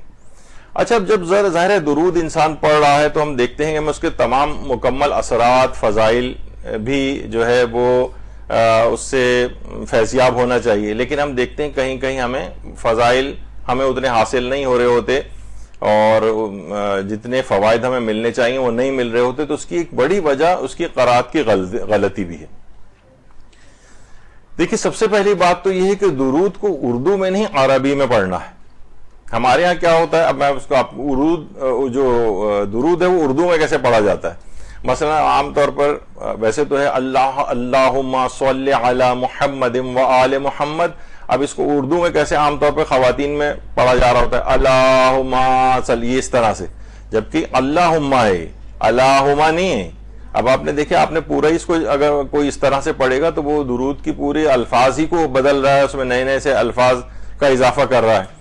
تو اللہم، اچھا پھر صلی، تو پہلے تو یہ کہ صلی بھی صحیح ہے، یعنی اگر، لیکن صلی یعنی یہ زیادہ فصیح ہے کہ صلی پڑھا جائے اس کو، اگرچہ پوری یہ بھی نہ بنائی جائے، لیکن یہ کہ اس کے نیچے ایک زیر ہے، اور سین اور صاد کا خیال کیا جائے۔ صلی میں صاد ہے، اور صلی اللہ، جیسے ابھی میں نے کہا اللہم صلی، اب یہ کیا ہے، یہ صلی سین سے اگر اس کو پڑھیں گے تو اس کے معنی کاٹ دینے کے ہوتے ہیں بعض، یا دوسرے الفاظ میں گویا ان کے لیے ایک بددعا والے جو الفاظ ان کے لیے ہو جاتے ہیں اگر سین سے اس کو پڑھیں گے۔ تو اس کو صحیح طور پر پڑھنا چاہیے، صاد سے پڑھنا چاہیے، اور زیادہ فصیح ہے کہ صلی پڑھیں اس کو، یعنی زیر کی جو صحیح آواز ہے وہ اس میں نکالیں۔ صلی بھی پڑھ سکتے ہیں، لیکن یہ زیادہ فصیح اور بہتر یہ ہے کہ صحیح طرح سے پڑھا جائے۔ اچھا، پھر علی عین سے، صلی علی عین ہے اس کے اندر، لوگ اسے صلی علی الف سے اس کو پڑھ رہے ہیں، تو یہاں پہ بھی آپ نے عین نکال کے الف لگا دیا، تو اس وجہ سے بھی صحیح طور پر اس کے فوائد حاصل نہیں ہو رہے، کیونکہ ہر چیز کو صحیح طور پر پڑھنا ہے۔ اچھا، محمد میں تشدید بھی ہے، اور ہا کی آواز بھی صحیح طور پہ نکالنا ہوتی ہے۔ یہاں پہ محمد یوں پڑھا جاتا ہے، اب یہ ہے جو دو چشمی ہے نہیں ہے وہاں پر، بلکہ حلوے والی ہے اس جگہ پر، اور تشدید بھی ہے اس کے اوپر، محمد۔ تو اور جب کہ آپ نے محمد اس طرح سے پڑھا تو آپ نے الفاظ بھی بدل دیے، یعنی ایک لحاظ سے پیغمبر کے نام کو آپ نے بگاڑ کر پڑھا۔ دیکھیے، شروع میں جب پیغمبر اکرم کا نام محمد ہے تو جب وہ کفار نے سوچا کہ یہ ہمیں تو ان کی ہم مذمت کرنی ہوتی ہے، لیکن ہم بھی ان کا نام محمد کے معنی کیا ہیں، جس کی بہت زیادہ تعریف اور مدح کی جائے، تو ہم بھی اسی جملے کو نکالتے ہیں، اور وہ جو ہے گویا ہماری زبان پر بھی یہ جاری ہو جاتا ہے کہ وہ شخص جس کی بہت تعریف کی گئی تو ہم یہ جملہ ہی کیوں کہیں۔ تو انہوں نے پیغمبر کا نام اپنے طور پر بدل کے مزمم جو ہے وہ رکھ دیا۔ اچھا، صحابہ کو جب اس کی اطلاع ملی، جو صحابہ باصفا تھے، وہ پیغمبر کے پاس رنجیدہ ہو کر آ کے وہ آپ کو اس نام سے پکار رہے ہیں۔ پیغمبر نے کہا کہ اللہ نے تو میرا نام محمد ہی رکھا ہے، یہ جس کو نام سے پکار رہے ہیں وہ تو میں ہوں ہی نہیں، مثلا ان کو پکارنے سے کیا فرق پڑتا ہے کہ اگر وہ نام کو اس لحاظ سے بگاڑ بھی رہے۔ تو بہرحال یہ کہ اگر کوئی کوشش کریں کہ جو پیغمبر کا اصلی نام ہے محمد، اس میں تجدید بھی لگائیں، ہا بھی صحیح طور پہ پڑھیں، تاکہ وہ نام میں وہ نہ ہو، کوئی دوسرا نام نہ بن جائے، حروف محمل یا اس طرح کے یا کوئی اور معنی اس کے نہ بن جائے۔ تو یہ اس انداز کا ہے۔ اچھا، اس میں ایک اور بھی چیز ہے، محمدن و آل محمد یا محمدیوں، یہ میں نے اس وجہ سے ہم نے اس کو اس طرح سے لکھ دیا ہے تاکہ آپ کو دماغ میں رہے کہ کون سی چیز صحیح ہے۔ تو محمدن و آل محمد بھی صحیح ہے، اور محمدیوں و آل محمد بھی صحیح ہے، لیکن زیادہ فصیح ہے کہ محمدیوں پڑھا جائے اس کو، محمدیوں، محمدن نہیں، محمدن بھی صحیح ہے۔ اچھا، ایک اور چیز ہے جس پہ آج تو میں گفتگو نہیں کروں گا، شاید اگلی ہماری جو کلاس ہے اس میں گفتگو آئے گی۔ ایک چیز بہت مشہور کی جاتی ہے کہ محمد و آل محمد اس طرح ایرانی پڑھتے ہیں، اس پہ ایک اعتراض کیا جاتا ہے. اور آیت اللہ علی نقی نقن صاحب کا ایک کلپ بھی اس سلسلے میں مشہور ہوا تھا، وہ ان کا ایک تقریری پہلو تھا جو انہوں نے اس میں بیان کیا. اور انشاءاللہ اس کا جواب اگلی اس کے اندر دیں گے کہ یہ اگر کوئی شخص محمد و آل محمد کہتا ہے یہ بھی بالکل صحیح ہے، اور یہ وقف کہا جاتا ہے. پھر حدیث بھی لوگ پیش کرتے ہیں کہ جو ہے میرے یعنی محمد کے اوپر وقف نہ کرو، تو یہ آپ نے تو بیچ میں وقفہ دے دیتے ہیں، پھر وآل محمد کہہ رہے ہیں. تو یہ اس کا یہ والا مفہوم نہیں ہے حدیث کا، وہ ہم انشاءاللہ اگلی نشست میں بیان کریں گے. تو محمدن و آل محمد کوئی پڑھ رہا ہے تو یہ بھی ٹھیک ہے، لیکن زیادہ فصیح، زیادہ بہتر عربی جو ہے وہ محمدیوں ہے. اچھا اب ایک ویسی، تاکہ آپ کے دماغ میں رہے کہ عربی زبان کے لحاظ سے بھی اتنی غلطیاں چیزوں کے اندر ہوتی ہیں. جیسے لوگ پڑھتے ہیں مصطفیٰ نہیں ہے بلکہ مصطفیٰ ہے. اچھا لوگ پڑھتے ہیں مدرسہ نہیں، یہ ہے مدرسہ، لوگ اسے مدرسہ کہتے ہیں. غلطی نہیں ہے، یہ ہے غلطی، لام کے اوپر زبر ہے. اسی طریقے سے مثلا لوگ کہتے ہیں عربی زبان، عربی نہیں عربی ہے، یہ عربی رے کے اوپر، یعنی اس سے بھی فرق پڑ جاتا ہے چیزوں میں. جیسے ہمارے ہاں جیسے لوگ پڑھتے ہیں صدر، میں کہاں جا رہا ہوں؟ صدر جا رہا ہوں. صدر نہیں، یہ صدر ہے، صدر دال کے اوپر جزم ہے. تو اچھا لوگ انگلش میں بھی لکھتے ہیں تو آپ دیکھتی ہیں ہر جگہ جو صدر کی سپیلنگ ہے وہ صدر ہے، SADDAR. یہ تو ہے ہی نہیں، صدر تو ہے ہی نہیں، یہ تو اپنے بالکل ہی کوئی اور لفظ بنا دیا اس کو، صدر. نقاب، نون کے نیچے زیر ایسے لوگ نقاب پڑھتے ہیں. عصر، اسے لوگ اثر پڑھتے ہیں، سواد کے اوپر زبر لگا کے. اثر غلط ہے، عصر صحیح لفظ ہے. تو اس طرح کی بہت ساری چیزیں ہیں جو درود کے سلسلے میں بھی ہوتی ہیں. اور تو بہرحال اللہم صلی علی محمد و آل محمد، اس کو صحیح طور پر پڑھنا چاہیے، اور اردو میں نہیں، اس کو عربی زبان ہی کے اندر پڑھنا چاہیے. اور پیغمبر اکرم صلی اللہ علیہ وآلہ وسلم نے یہ جملے بھی ارشاد فرمایا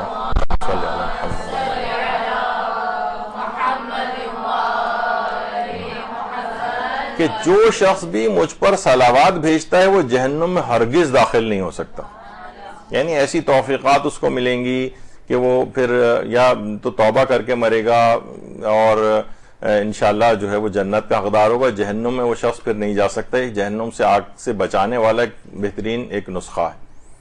اور پیغمبر فرماتے ہیں کہ مجھے جبریل نے خبر دی کہ اللہ فرماتا ہے جو تم پر درود بھیجے گا میں بھی اس پر درود بھیجوں گا، جو تم پر سلام بھیجے گا میں بھی اس پر سلام بھیجوں گا. یہ سن کر میں نے سجدہ شکر ادا کیا. پیغمبر فرماتے ہیں درود بھیجیے محمد.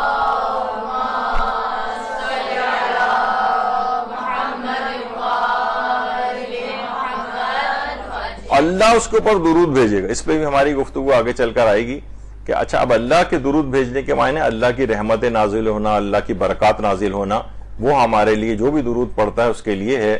اور یہ ایسی بات تھی کہ پیغمبر خوشی سے سجدہ شکر میں گر گئے. اور ایک روایت میں پیغمبر فرماتے ہیں کہ جو شخص مجھ پر 1 مرتبہ درود بھیجے اللہ اس پر 10 مرتبہ درود بھیجتا ہے، اور جو مجھ پر 10 مرتبہ درود بھیجے اللہ اس پر 100 مرتبہ درود بھیجتا ہے، جو مجھ پر 100 مرتبہ درود بھیجتا ہے اللہ اس پر 1000 مرتبہ درود بھیجتا ہے، اور ہمیشہ کے لیے عذاب جہنم سے امان دے دیتا ہے. اللہم صلی اللہ علیہ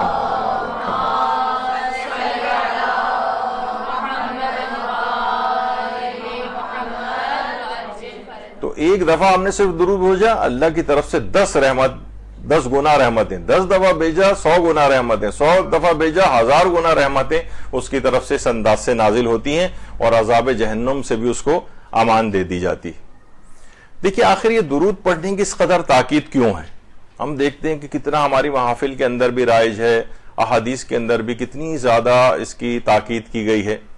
تو علماء فرماتے ہیں کہ یہ محمد و آل محمد علیہ السلام ان کی جس قدر زحمتیں، تکالیف، مصیبتیں ان لوگوں نے برداشت کی ہیں، کتنے مصائب کو برداشت کیا ہے، پورے خاندان ان کے جو ختم کر دیے گئے، ان کی نسل کو کشی کس طریقے سے کی گئی، سادات کرام کی قربانیاں کس قدر زیادہ ہیں، تو ان کو ہجرتیں برداشت کرنا پڑیں، باغ زہرا کے پھول جگہ جگہ پوری دنیا کے اندر بکھر گئے، اور کتنی سب چیزیں انہوں نے برداشت کی. تو یہ ان کی اس شکریہ اور قدردانی کی انتہائی ایک چھوٹا سا ایک ایک عمل ہے جس کی وجہ سے، جس کی بنا پر ہم ان کا شکریہ ادا کرتے ہیں. یہ تمام ان کی قدردانی کا سب سے کم ترین اظہار یہ ہے کہ ان کے اوپر درود بھیجا جائے. اللہم صلی علی محمد وعلی محمد.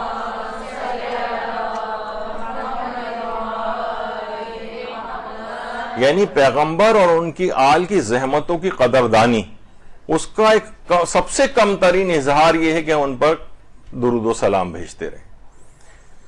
اچھا، اب ایک چیز کہی جاتی ہے کہ جب انہیں ہمارے درود کی ضرورت ہی نہیں تو پھر ہم درود کیوں بھیجیں؟ یہ بھی بہت سے لوگوں کا اعتراض ہوتا ہے. اور جب انہیں کوئی ضرورت ہی نہیں ہے، ان کے کوئی درجات ہم کوئی بلند کروا سکتے ہیں؟ عام طور پر بہت سے ذاکرین بھی اس انداز سے اس کو پڑھ رہے ہوتے ہیں. تو انہیں جب ضرورت ہی نہیں ہے اس کی تو پھر ہم ان پہ درود کیوں بھیجیں؟ آیت اللہ سید محمد حسین طباطبائی صاحب تفسیر المیزان، ان سے بھی کسی نے یہی سوال پوچھا تھا. تو انہوں نے کہا سب سے پہلی بات تو دیکھیے یہ ہے کہ ہم انہیں کوئی چیز نہیں بھیج رہے ہوتے، بلکہ ہم تو اللہ سے درخواست کرتے ہیں، اللہم پروردگار تو ان کے اوپر درود بھیج. تو ہم کوئی ان کے درجات وغیرہ نہیں بلند کر رہے ہوتے، نہ ہمارے اس میں کوئی چیز ہے، بلکہ ہم اپنا اظہار عجز اور ناتوانی کا اظہار کرتے ہیں کہ ہم کہاں اور وہ کہاں، اے پروردگار تو ہی ان پر اپنی رحمتیں کو نازل فرما. تو یہ ایک پھر انہوں نے ایک اور چیز فرمائی کہ ٹھیک ہے وہ ہمارے محتاج نہیں ہیں لیکن اللہ کے تو محتاج ہیں. ہر آن ہر لہجہ وہ اللہ کی رحمتوں کے محتاج ہیں، محمد و آل محمد. تو بہرحال پھر یہ ہے کہ وہ اللہ ہم یہ درخواست کر کے اپنے قد کو بڑھانا چاہتے ہیں، ہم یہ درخواست اللہ کو پیش کر کے اللہ کا تقرب حاصل کرنا چاہتے ہیں. انہوں نے بھی بڑی اچھی مثال بھی دی کہ مثلا ایک باغبان ہے، ایک مالی ہے، وہ کسی مالک کے باغ میں کام کرتا ہے، اور جب عید کا موقع آتا ہے تو اسی جو مالک کا باغ ہے اسی کے پھولوں کو چن کر ایک گلدستہ بنا کر مالک کو عید کے روز جا کر پیش کرتا ہے. تو جو مالک ہے وہ کتنا خوش ہوتا ہے، حالانکہ معلوم ہے کہ یہ اپنے پاس سے کچھ نہیں رہا ہے، میرا ہی باغ ہے، میرے ہی یہ پھول ہیں، یہ اس نے جمع کر کے مجھ کو لا کر دیے ہیں. تو ہم بھی جو ہمارے پاس کچھ بھی نہیں ہے، سب کچھ اللہ کی طرف سے، یہ توفیق بھی ہمیں اللہ نے دی ہے. تو ہم یہ جو گلدستہ بناتے ہیں یہ درود کا، یہ گویا ہم اللہ ہی کی طرف والی چیزیں ہیں ساری، اور یہ ہم ان کی خدمت میں پیش کرتے ہیں. جس طریقے سے ایک مالی تقرب حاصل کرتا ہے کہ اپنے مالک کے باغ کے پھولوں کا، اور مالک اس سے کتنا خوش ہو جاتا ہے، اسی طریقے سے پروردگار عالم بھی ہمارے اس پیش کردہ تحفے سے خوش ہو جاتا ہے. جو ہم درود پڑھتے ہیں نا، تو پروردگار عالم بھی اسی طریقے سے ان کا اللہ کا تقرب ہمیں حاصل ہوتا ہے، جس طریقے سے ایک باغ کا مالی اس کو پھول دیتا ہے، حالانکہ اس کا اپنا کچھ بھی نہیں ہوتا ہے، سب باغ کے مالک ہی کا ہے، لیکن وہ اس کے باوجود خوش ہو جاتا ہے. تو اس طرح ہم بھی اللہ کا تقرب اس انداز سے حاصل کرتے ہیں. اور اگر محمد و آل محمد علیہ السلام کے درجات یہ اس طریقے سے بلند ہو بھی رہے کہا جاتا ہے نا، تو یہ درجات اللہ ان کے بلند کر رہا ہے. کیونکہ یہ دماغ میں رہنا چاہیے کہ محمد و آل محمد علیہ السلام کے درجات، ایسا نہیں کہ درجات ان کے رک گئے ہوں، ہر آن ہر لہجہ ہر لمحہ ان کے درجات میں اضافے سے اضافہ تر ہوتا چلا جا رہا ہے. اسی طریقے سے ان کے علم بھی ایک جگہ رک نہیں گیا ہے اس دنیا سے پردہ فرما جانے کے بعد، بلکہ ہر آن ان کا علم مسلسل بڑھ بھی رہا ہے. تو اور کمال مطلق جو ہے وہ صرف پروردگار عالم کے پاس ہے جو کہ لامتناہی ہے. تو جس قدر بھی ان کے درجات بلند ہوتے چلے جائیں وہ کبھی بھی اس مقام تک کبھی نہیں پہنچ سکتے، یعنی جو اللہ کے پاس کمال مطلق ہے. تو لہٰذا اس بات کی گنجائش ہمیشہ رہتی ہے کہ ان کے درجات میں مسلسل اضافہ ہوتا رہے. تو بہرحال یہ آیت اللہ محمد حسین طباطبائی نے اس کا جواب دیا کہ ہم اپنے پاس سے کچھ بھی نہیں کر رہے ہوتے، ہم تو اللہ سے جو ہے خود ہی کہتے ہیں، درخواست بھیجتے ہیں کہ ہمارے ہاتھ میں تو کچھ بھی نہیں ہے، اے پروردگار تو ہی ان کے اوپر اپنی رحمتوں کو نازل فرما. یعنی یہ گیند ہم اللہ کے کورٹ میں ڈال دیتے ہیں، پھر وہ اپنے کرم اور اپنی شان کے مطابق ان کو عطا فرماتا ہے. تو یہ اس کے اندر ایک اہم بات ہے. اچھا، ایک چیز اور بھی ہے کہ یہ ہماری عمومی زندگیوں کے اندر بھی بہت اثر انداز ہے. لڑکے اور لڑکیوں کی شادیوں کے لیے اور ان کا بخت کھولنے کے لیے، یعنی اس میں ایران میں بھی اس کو بخت کہا جاتا ہے، بخت کھولنا یا ان کی شادیوں کا جو مسئلہ ہے، ظاہر ہے ایک بہت بڑا مسئلہ تو ہے، اور صرف یہی مسئلہ نہیں ہے، ہر جگہ تقریباً یہ والے مسائل جو ہیں وہ پائے جاتے ہیں. آیت اللہ ناصر مکارم شیرازی نے اس کا ایک عمل بتایا ہے، اور یہ عمل ان کی اپنی آفیشیل ویب سائٹ کے اوپر بھی ہے. ان سے یہی والا سوال پوچھا گیا کہ بخت کھولنے کے لیے، قسمت کو اپنے صحیح کرنے کے لیے اور لڑکے اور لڑکیوں کی شادی کی جو مشکلات ہیں اس کو دور کرنے کے لیے کوئی عمل بتائیے. تو آیت اللہ ناصر مکارم فرماتے ہیں کہ انہوں نے کہا کہ سب سے پہلے تو چیز یہ ہے کہ جس پہ عمل کرنا چاہیے ایسے افراد کو, وہ یہ ہے کہ ہر نماز کو اول اوقات میں ادا کریں, خصوصاً نماز فجر کو. کیونکہ ہم عام طور پہ یہ دیکھا جاتا ہے کہ لوگ جب دن نکل آتا ہے اس وقت تو نمازوں کو اول اوقات میں پڑھ لیتے ہیں, لیکن فجر کی نماز کو بالکل قضا ہونے سے چند منٹ پہلے کھڑے ہو کر پڑھا جاتا ہے. انہوں نے کہا ہے کہ ہر نماز کو اس کے اول اوقات میں ادا کرو, خاص طور پر نماز فجر کو بھی اول اوقات میں ادا کرو. پھر فرماتے ہیں کہ نماز فجر کو ادا کرنے کے بعد 70 مرتبہ اپنے دائیں ہاتھ کو اپنے سینے پر رکھ کر یا فتاحو کا ذکر کیا جائے. یا فتاحو, یا فتاحو کا ذکر بڑا, ویسے تو 70 دفعہ کا یہاں پر تذکرہ ہے, لیکن 135 دفعہ بھی بہت سی جگہوں کے اوپر لکھا ہوا ہے. خاص طور پر اگر انسان کو اپنی قسمتوں کے بند دروازوں کو کھولنا ہے تو اس ذکر پروردگار کے عالم یا فتاحو کو 135 دفعہ یا بہت سی جگہوں پہ 125 دفعہ پڑھنے کو کہا گیا ہے, تو یا کسی جگہ پہ 90 دفعہ بھی کہا گیا ہے. تو بہرحال جو آیت اللہ ناصر مکارم شیرازی نے جو لکھا ہے کہ نماز فجر کے بعد اپنے دائیں ہاتھ کو سینے پر رکھا جائے اور 70 دفعہ یا فتاحو پڑھا جائے, اس کے بعد 110 دفعہ درود پڑھا جائے, 110 دفعہ درود. اس کے بعد فرماتے ہیں کچھ مقدار حوقلہ کی پڑھی جائے, جس پر ہماری ایک نشست ہو چکی ہے, لا حول ولا قوت الا باللہ العلی العظیم. کچھ مقدار, یہ نہیں بتائی کہ کتنی, لیکن 10 دفعہ پڑھ لیں, 20 دفعہ پڑھ لیں, جتنا بھی. اس کے بعد کہا کہ کچھ مقدار میں صدقہ دیں اور اس کے بعد اپنی حاجت کو اللہ سے طلب فرمائے, تو انشاءاللہ بہت ہی جلد قسمت کے بند دروازے کھل جاتے ہیں اور شادیوں کے مسئلے بھی حل ہو جاتے ہیں. یعنی میں پھر اس کو ذکر کر دوں کہ پہلے تو نمازوں کو اول اوقات میں ادا کریں, خاص طور پر نماز فجر کو. پھر نماز فجر پڑھنے کے بعد دائیں ہاتھ کو سینے پر رکھ کر 70 دفعہ یا فتاحو. یا فتاحو کو کہا جاتا ہے کہ یہ غفلت کو دور کرنے والا بھی ذکر ہے. یعنی انسان بعض اوقات عمومی زندگی, اپنی عام زندگی میں ذرا غافل ہو جاتا ہے, غفلت کو بھی دور کرتا ہے. اور یا فتاحو کو کہا جاتا ہے کہ 2 رکعت نماز پڑھنے کے بعد اور 150 دفعہ یا فتاحو کو اگر پڑھا جائے تو بہت سے مخفی جو امور ہے نا وہ آپ پر ظاہر ہو جاتے ہیں, بہت سی پوشیدہ باتوں کا اظہار ہو جاتا ہے. تو بہرحال یا فتاحو کو انہوں نے کہا ہے کہ یہ 70 دفعہ دائیں ہاتھ کو سینے پر رکھ کر پڑھا جائے, اس کے بعد 110 دفعہ درود, کچھ مقدار حوقلہ کی, اور اس کے بعد صدقہ دیا جائے, اور صدقہ دینے کے بعد اپنی حاجت کو اللہ سے طلب کیا جائے. تو انشاءاللہ بہت ہی جلد اس کے اثرات نمودار ہوتے ہیں.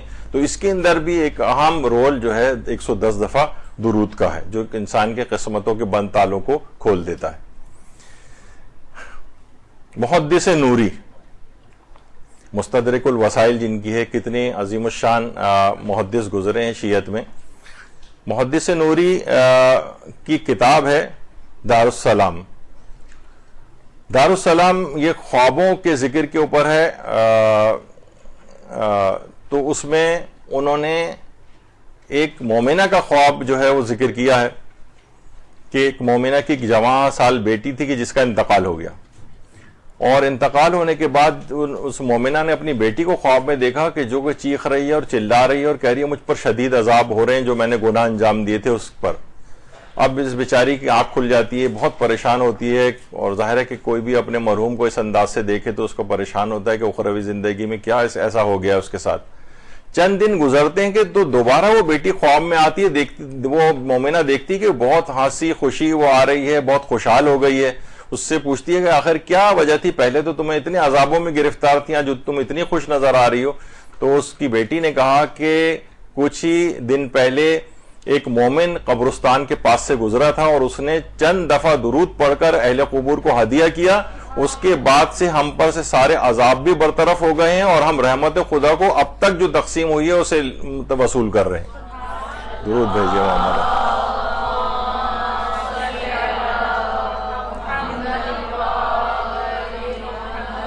یہی وجہ ہے کہ خود ایران میں بھی مرحومین کے ایصال ثواب کے لیے یہ درود کے ختم کی محافل منعقد کی جاتی ہیں, اور بہت ساری, اگر آپ ویسے فوٹوز بھی اگر اس کے اوپر گوگل کر کے دیکھیں تو اس میں جو ہے وہ اس مرحوم کی ایک تصویر جو ہے وہ لوگ دائرے میں بیٹھ جاتے ہیں, اس کی ایک تصویر بھی رکھ لیتے ہیں ذرا اس کا بھی ظاہر ہے کہ امپیکٹ ہوتا ہے کہ اس مرحوم کو ایصال ثواب پہنچانے کے لیے یہ 10,000 دفعہ درود، 1,000 دفعہ درود، 1,00,000 دفعہ درود یہ کر کے اس کے بعد ظاہر ہے کوئی جو بھی کھانا پینا یہ وہ سب مہمانوں کے لیے اگر کریں تو یہ بہرحال ایک بہت اچھا ہے کہ ہم سوچتے ہیں کہ شاید ہر دفعہ ایک بہت زیادہ مال خرچ کر کے اور زحمتوں ورق کو اٹھا کر ایک مجلسی منعقد کی جائے، وہ ٹھیک ہے، وہ بھی اپنی جگہ پر ان سب کی اہمیت ہے، لیکن یہ زیادہ تعداد کے اندر بھی کیا جا سکتا۔ مجلسیں تو اتنی بار بار جلدی جلدی نہیں کی جا سکتی ہیں، اس کا انتظام کرنا بھی مشکل ہوتا ہے، لیکن کم سے کم مرحومین کے لیے اس انداز کا ایصال ثواب، چند افراد، چند رشتہ دار جمع ہو جائیں اور اس طرح سے درود پڑھ کر اس کو ہدیہ کریں، تو آپ نے دیکھا کہ صرف چند دفعہ درود پڑھ کر اس نے تمام اہل قبور کو ہدیہ کیا، اس مرد مومن نے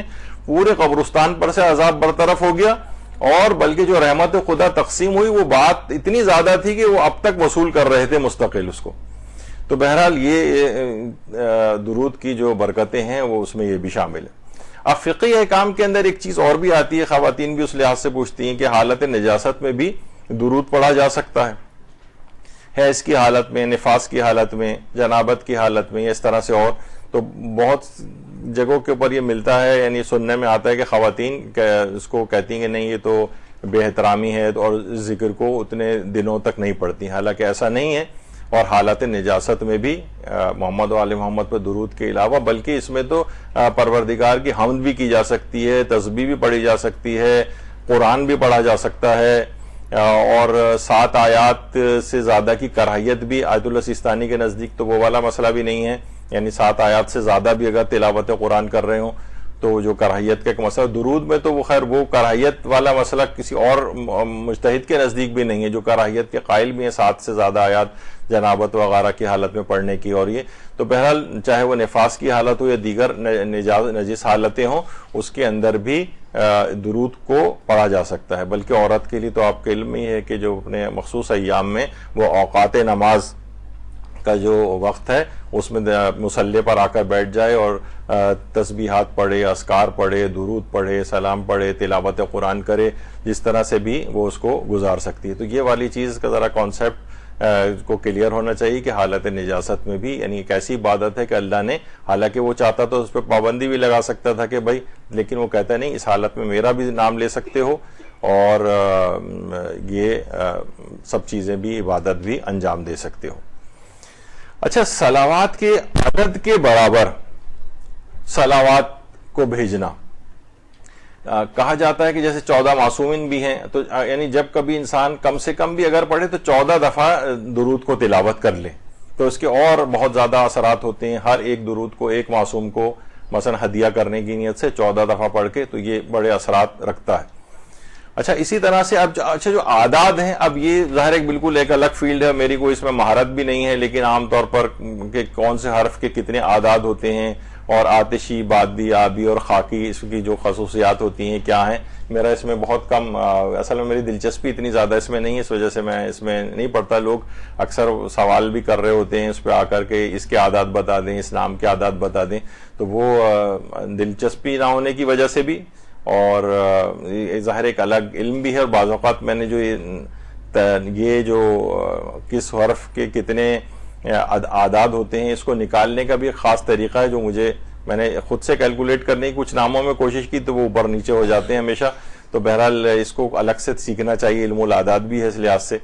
تو بہرحال تو صلوات کے جو ابجد کے اعداد ہیں وہ 557 مرتبہ، 557 دفعہ، یہ بھی جو ہے کہا جاتا ہے کہ اگر آپ کو کسی خاص عدد پڑھنا ہے تو 557 دفعہ صلوات کو جو ہے وہ پڑھا جائے۔ اسی طریقے سے کسی خاص شخص یا مریض کے لیے پڑھنی ہو تو اس کے نام کے عدد کے برابر جو ہے آپ اس کے نام کے اعداد، جو بھی اس کے ماہرین ہوں ان سے پوچھ کر یا خود ہی اس کو حاصل کر لیں گے اعداد کیسے نکالے جاتے ہیں ناموں کے۔ تو کسی خاص شخص کے لیے اگر کوئی درود پڑھنا ہے یا خاص کوئی مریض بیمار ہے اس کے لیے پڑھنا ہے تو اس کے نام کے عدد کے برابر، یہ بہت مجرب ہے کہ اس سے وہ تکلیف دور ہو جاتی ہے، حاجت دور ہو جاتی ہے اس شخص کے لیے جس کے لیے وہ پڑھا جا رہا ہے۔ اسی طریقے سے کسی مرحوم کو اگر ہدیہ کرنا ہے تو ان کے نام کے عدد کے برابر پڑھنا بڑا مجرب ہے، یعنی اس کے مرحوم کے نام کے اعداد نکال لیں اور جو جتنے عدد بنے اس مقدار کے برابر جو ہے وہ درود پڑھا جائے۔ اسی طریقے سے جس معصوم کو آپ کو ہدیہ کرنی ہو ان کے نام کے عدد کے برابر، مثلا حضرت امام حسین علیہ السلام کو اگر ہدیہ کرنا ہو درود تو مثلا ان کے نام کے اعداد جو ہیں 128 ہیں، تو 128 کے مطابق پڑھ لیا جائے. رسول اللہ کو اگر درود جو ہے ہدیہ کرنا ہے تو ان کے نام کے اعداد مثلا 92 ہیں، اور اسی طریقے سے حضرت امیر المومنین علیہ السلام کے 112 ہیں اعداد. اب اس طرح سے مختلف معصومین کے آپ خود نکال سکتے ہیں کسی جگہ سے، تو ان کے نام کے اعداد کے برابر جو ہے وہ کیا جا سکتا ہے. تو وہ زیادہ یعنی جو علماء جنہوں نے اس پہ کام کیا ہوا ہے تو اس کو کافی بہتر سمجھتے ہیں کہ ان کے نام کے اعداد کے برابر ہو. اچھا، اگر 1000 مرتبہ روزانہ پڑھنی ہو کسی بھی حاجت کے لیے، ابھی آگے چل کر آئے گا کہ 1000 مرتبہ روزانہ، تو اگر یہ کوئی شخص اپنے ذمے کسی خاص حاجت کے لیے رکھے تو پھر وہ 2 ماہ تک پے در پے اس کو پڑھے، یعنی اپنی حاجت کے لیے چھوڑے نہیں بیچ میں، چاہے حاجت خواہ درمیان میں پوری کیوں نہ ہو جائے. مثلا ممکن ہے آپ نے کسی حاجت کے لیے پڑھا اور وہ 15 دن میں وہ حاجت پوری ہو گئی، تو چھوڑے نہیں، 1000 مرتبہ پڑھتے جائیں یہاں تک کہ 2 ماہ پورے ہو جائیں. یہ بہت مجرب ہے اس سلسلے میں، اور اس نعمت کو بھی دوام مل جاتا ہے، یعنی جو آپ نے حاجت طلب کی پھر وہ ضائع نہیں ہوگی آپ کو ملنے کے بعد، اور وہ یعنی وہ جو بھی کام آپ نے وہ آگے بھی ٹھیک چلتا رہے گا. تو 1000 مرتبہ اگر روزانہ آپ نے پڑھنے کو کسی حاجت کے لیے رکھا ہے تو اسے 2 ماہ تک پے در پے پڑھا جائے. اور آیت اللہ شیخ تقی مصباح یزدی بھی فرماتے تھے کہ اپنی مشکلات کے حل کے لیے محافل درود کا انعقاد کرنا چاہیے. فرماتے تھے محافل درود کا انعقاد، جیسے کہ ہم نے اب اس سے پہلے ذکر کیا کہ لازمی ہونا چاہیے. گھروں میں جو افراد یہ کرنا شروع کریں گے واقعتاً وہ نوٹ کریں گے کتنی برکتیں اس گھر کے اوپر آتی ہیں. مشکلات نہیں ہوں گی، لڑائی جھگڑے نہیں ہوں گے، شیاطین وہاں سے جو ہے وہ اپنا سامان اٹھا کے چلے جائیں گے. اب جو ہے نا وہ یعنی اس گھر میں اطمینان سکون کی زندگی وہ اس گھر کے اندر بسر ہوگی. ورنہ کیا ہوتا ہے، لڑائی ہو رہے، جھگڑے ہو رہے ہیں، غیبتیں ہو رہی ہیں، ناچاقیاں ہو رہی ہیں اور اس طرح کی چیزیں. اپنی مشکلات کے حل کے لیے محافل درود کا انعقاد گھر میں کرنا چاہیے. جیسے کہ میں نے اس سے پہلے کہا کہ خواتین جو ہے وہ کوشش کریں امام بارگاہوں میں بھی انعقاد کریں، گھروں میں بھی انعقاد کریں، اور جو محافل ہیں حتیٰ کہ چھوٹے بچوں کو بھی اس کے اندر لے کر آئیں. اور چھوٹے بچوں کو بھی ایسا نہیں کہ بس وہ آ رہے ہیں تو وہ بڑے تو بیٹھ کر تسبیح پڑھ رہے ہیں اور بچے جو ہیں وہ کھیلتے پھر رہے ہیں. کھیلیں بھی لیکن ان کو بھی بٹھا لیں کہ جو ہے وہ وہاں پر درود کی تسبیح پڑھیں، اس کے بعد پھر جو بھی کھیل کود کر رہے ہیں وہ کریں. اچھا، ادائیگی قرض اور حاجات کے لیے خاص طور پر، ایک تو ادائیگی قرض اور حاجات کے لیے درود کا ایک خاص قسم کا ختم ہے، یعنی ایک جو پورا عمل جو اس کا بتایا گیا وہ بہت ہی مجرب ہے. اور اس میں جو سب سے شب جمعہ سے اس کو شروع کیا جاتا ہے، اور اس میں ہے کہ صرف فقط شب جمعہ غسل کر لیا جائے، بعد کی شبوں میں غسل کی ضرورت حاجت نہیں. اور پھر اس عمل کو 2 ہفتے تک جاری رکھا جائے. 2 ہفتے تک کیا ہے، مثلا شب جمعہ اول جو آئے گی اس میں 1000 مرتبہ اللہم صلی علی محمد و آل محمد پڑھنا ہے. پھر شب ہفتہ 1000 مرتبہ اللہم صلی علی امیر المومنین علیہ السلام. شب اتوار 1000 مرتبہ اللہم صلی علی فاطمہ الزہرا سلام اللہ علیہا. شب پیر 1000 مرتبہ اللہم صلی علی الحسن. شب منگل 1000 مرتبہ اللہم صلی علی الحسین. شب بدھ 1000 دفعہ اللہم صلی علی علی ابن الحسین. شب جمعرات 1000 مرتبہ اللہم صلی علی محمد ابن علی. اسی طریقے سے اب شب جمعہ دوم آ جائے گی.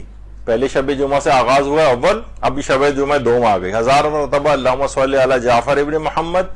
شب ہفتہ 1000 مرتبہ اللہم صلی علی موسیٰ ابن جعفر. شب اتوار 1000 مرتبہ اللہم صلی علی علی ابن موسیٰ.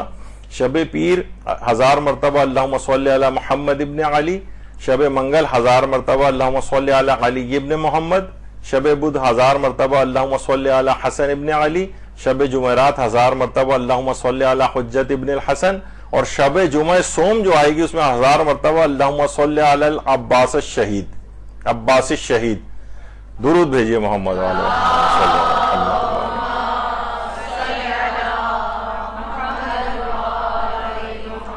بہت ہی مجرب عمل ہے. قضاء حاجات کے لیے صرف 2 ہفتے تک کا صرف عمل ہے، اور 1000 مرتبہ صرف پڑھنا ہے. اور ایک معصوم کو، اور ایک آخری والا جو ہے شب جمعہ سوم جو ہے اس میں 1000 مرتبہ حضرت عباس علمدار کو بھی ہدیہ کرنا ہے.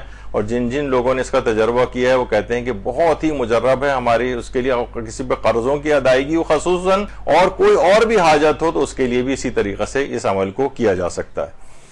البتہ ایک جب بھی یہ جو شرائط ختم صلوات یعنی جو بھی یہ محفل منعقد کی جائے صلوات کی جس میں 1000 دفعہ پڑھا جا رہا ہے، بہت سے لوگ 10,000 دفعہ، 1,00,000 دفعہ، 10,00,000 دفعہ، کتنی دفعہ بھی جو ہے اس کو پڑھ سکتے ہیں جتنے لوگ موجود ہیں اس کے مطابق. تو اس محفل کی اس ختم کی صلوات کی کچھ شرائط ہیں، یعنی یہ جو بھی آپ کریں گے اس کے کچھ آداب ہیں. سب سے پہلی چیز تو یہ کہ یہ جب بھی عمل آپ کریں باطہارت ہو، وضو کیا ہوا ہو، غسل کیا ہوا ہو، مثلا ان میں سے کوئی چیز یعنی طہارت کے ساتھ ہو تو اس کی اثر پذیری بہت بڑھ جاتی ہے. دوسرا قطع امید، یعنی اب ہماری دنیاوی کوئی امیدیں کسی سے نہیں ہیں، ہمیں صرف پروردگار عالم سے امید ہے، اور یہ جو سہارے ہیں ہم نے جن کے اوپر ہم درود پڑھ رہے ہیں ان سے ہمیں امید ہے. یعنی تمام امیدیں قطع کر کے ان سے اپنی لو کو لگایا جائے تو اس کی اثر پذیری اور بڑھتی ہے. تیسری چیز ہے یقین ہونا چاہیے، یعنی یہ نہیں کہ اب بھی شک کی حالت میں رہیں کہ پتہ نہیں ہماری دعا قبول ہوگی یا بھی نہیں ہوگی، نہیں، یہ نہیں، پورے یقین کے ساتھ جب ہم ان درود پڑھ رہے ہیں اور ان کے لیے احادیث موجود ہیں کہ جب بھی جو دعاؤں کی قبولیت کے لیے، ابھی اگلی نشست میں ہم پورا بتائیں گے کہ دعاؤں کی قبولیت کے لحاظ سے درود کی کیا اہمیت ہے، تو پورا یقین ہونا چاہیے. یہ جو شک و شبہات کے بادل ہیں ان کو ہٹا دیجیے کہ انشاءاللہ ضرور میری یہ دعا قبول ہوگی. کیوں قبول نہیں ہوگی؟ میں یہ محمد و آل محمد پہ اس انداز سے جو ہم درود بھیج رہے ہیں. تو تیسری چیز یقین ہونا چاہیے. چوتھا یہ کہ خدا کی حمد و ستائش سے اس کی ابتدا ہونی چاہیے. الحمدللہ رب العالمین کہتے ہیں، کوئی دعا پڑھتے ہیں اللہ کی حمد و ستائش پہ، پھر اس کے بعد درود کی محفل ہو. اعتراف گناہ ہونا چاہیے، یعنی اعتراف گناہ، یعنی اپنے گناہوں کو انسان یاد کرے، کیونکہ بہت سارے دیکھیے گناہ ایسے بھی ہوتے ہیں نا کہ جو ہمیں ہمارے دعاؤں کی قبولیت میں رکاوٹ بنتے ہیں. تو اعتراف گناہ ہو اور حضور قلب کے ساتھ، یعنی ہم یہ درود پڑھیں، یعنی پوری کنسنٹریشن کے ساتھ ہو. یہ نہیں کہ مثلا بس ٹی وی بھی چل رہا ہے، ٹی وی بھی دیکھتے جا رہے ہیں اور تسبیح گھماتے جا رہے ہیں، یہ نہیں، حضور قلب ہونا چاہیے، پوری توجہ اپنے اس ذکر کے اوپر ہو. ساتویں چیز ہے کہ زمان و مکان مناسب ہونا چاہیے، یعنی کوشش کریں شب جمعہ ہو، روز جمعہ ہو، کوئی اچھی نیک تاریخ ہو، اور جگہ بھی اور اگر اچھی ہو تو اس کو بھی مثلا امام بارگاہ یا کوئی اور اس طرح کی جگہ، لیکن نہیں تو کم سے کم گھر میں ایسی جگہ جہاں عام طور پہ انسان نمازیں وغیرہ پڑھتا ہے، اپنی عبادت انجام دیتا ہے، زمان و مکان مناسب. اسی طریقے سے پھر اس کے بعد ہے عدد ذکر معین، یعنی کوئی بھی معین ذکر کوشش کریں کہ جو طے ہو اتنا ہی پڑھا جائے، نہ کم نہ زیادہ. پڑھ تو سکتے ہیں، ظاہر ہے کہ زیادہ جتنا بھی ہو جائے، لیکن بہرحال ایک معین مقدار جو اپنے 1000، 10,000، 1,00,000 جو بھی ہے وہ کوشش کریں کہ وہ عدد صحیح طور پر پورا اتریں اس کے اوپر. اور علماء فرماتے ہیں اس جگہ کو خوشبو سے معطر بھی کیا جائے کہ جہاں پر یہ درود کی محفل جو ہے ہو رہی ہے، اس جگہ کو خوشبو وہاں پر اس سے معطر کیا جائے اس کو. اور یہ ختم شروع ہونے سے پہلے اور اس کے بعد صدقہ دیا جائے، یعنی اس عمل کو جو درود کی محفل کا انعقاد ہو رہا ہے کوشش کریں اس سے پہلے بھی آپ صدقہ دیں اور اس کے بعد بھی صدقہ دیں. اور دوران ختم آپس میں کوئی فضول بات چیت بالکل نہ کریں. بہت کوئی ضروری ہو تو بات کر لیں، لیکن عام طور پہ ہوتا ہے کہ وہ مثلا سب لوگ بیٹھے ہوئے ہیں، باتیں بھی ہو رہی ہیں اور تسبیح کے اوپر انگلی بھی گھومی جا رہی ہے اور ادھر ادھر کی باتیں، اس سے جو ہے نا اس کی اثر پذیری ختم ہوتی ہے. یعنی کوشش کریں کہ دوران ختم آپس میں کوئی فضول بات چیت جو ہے وہ نہ کی جائے سوائے کسی ضروری بات چیت کے. اور بلا ضرورت اپنی جگہ سے اٹھا بھی نہ جائے، یعنی اٹھ کے جا رہے ہیں پھر آ کر بیٹھ رہے ہیں، پھر اٹھ کر چلے گئے پھر آ کے بیٹھ رہے ہیں، اس طرح سے نہ ہو. بلا ضرورت، بہت ضرورت ہو تو جا سکتے ہیں، لیکن بلا ضرورت اپنی جگہ سے نہ اٹھا جائے. اس کے آداب میں سے ہے جو ختم صلوات کی جو بھی محفل ہو رہی ہے. اور ختم کے بعد اپنی حاجت کو قلبی رغبت کے ساتھ مانگا جائے، قلبی رغبت کے ساتھ. یعنی ایک ہوتا ہے نا کہ بس سرسری طور پر بس ہم بیٹھے درود پڑھ رہے ہیں پھر اٹھ کے چلے گئے، کوئی خاص یعنی بالکل اپنے حاجت کو قلبی رغبت کے ساتھ، یعنی پروردگار میری اس حاجت کو لازمی قبول فرما دے. جتنے بھی احساس ہے لاچارگی اور بیچارگی جو ہے وہ آپ اپنا سمو کر اپنی اس حاجت کو جو ہے چاہے اپنے دل کے اندر ہی کیوں نہ ہو پروردگار کی بارگاہ میں پیش کریں، یہ اس کے آداب میں سے ہے. اور دل یا زبان سے معصومین کو ہدیہ کیا جائے اور دعا بھی مانگی جائے، یعنی یا تو دل ہی دل کے اندر ہو یا زبان سے بھی اگر کریں کہ پروردگار میں اس ختم صلوات کو جو میں نے 1000 دفعہ یا 10,000 دفعہ پڑھا ہے، میں فلاں معصوم کو یا فلاں معصومین کو میں ہدیہ کرتی ہوں، اور اس ہدیہ کرنے کے نتیجے میں میری فلاں دعا کو قبول فرما لیں، چاہے اس کے الفاظ دل سے گزاریں یا اپنی زبان پر جاری کریں، آپ کی مرضی. لیکن ایسا نہیں کہ ایک ہوتا ہے نا انڈرسٹوڈ دعا، بس ٹھیک ہے ہماری نیت یہی ہے، وہ بھی ٹھیک ہے، لیکن اگر اس طرح سے باقاعدہ اگر اس کو گزارا جائے اپنے دل میں یا اس کو زبان کے اوپر گزارا جائے، اس سے ذرا اور اہمیت اس کی بڑھ جاتی. تو دل یا زبان سے معصومین کو ہدیہ کیے جائے اور دعا مانگی جائے. اور جب بھی پیغمبر اکرم فرماتے ہیں کہ مجھ پر صلوات بھیجنا تمہاری دعاؤں کی قبولیت اور اعمال کی پاکیزگی کا سبب، یعنی تو اللہم صلی علی محمد وعلی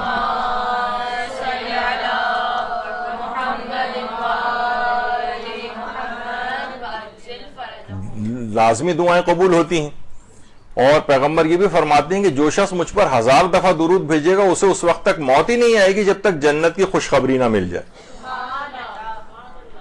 تو ہم نے جب بھی 1000 دفعہ جو معصومین کو ہدیہ کرنے والا درود آپ نے دیکھا، اس میں بھی 1000 کا ہی عدد ہے، یعنی 1000 دفعہ درود بھیجنے پر یعنی موت کی جب تک جنت کی خوشخبری نہ مل جائے اسے موت بھی نہیں آئے گی. اور شہید ثانی نے جو کتاب لکھی رسالہ جمعہ میں، اس میں یہ جو نتیجہ ہے کہ یہ جمعے کے دن 1000 مرتبہ درود بھیجنے کے لیے انہوں نے نقل کیا ہے. خاص طور پر جمعے کے روز 1000 دفعہ درود اگر پڑھا جائے تو اس کو اس وقت تک موت نہیں آئے گی جب تک کہ جنت کی خوشخبری نہ مل جائے. اور امام محمد باقر علیہ الصلوۃ والسلام فرماتے ہیں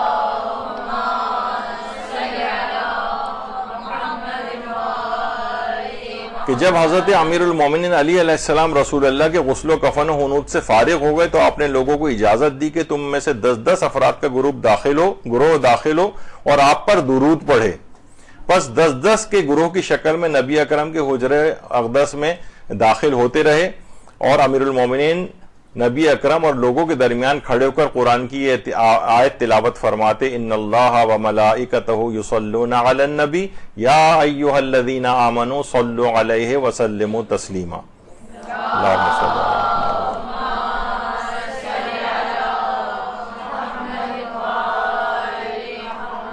اور لوگ بھی امیر المومنین کے ساتھ اس آیت کی تلاوت فرماتے اور درود پڑھتے.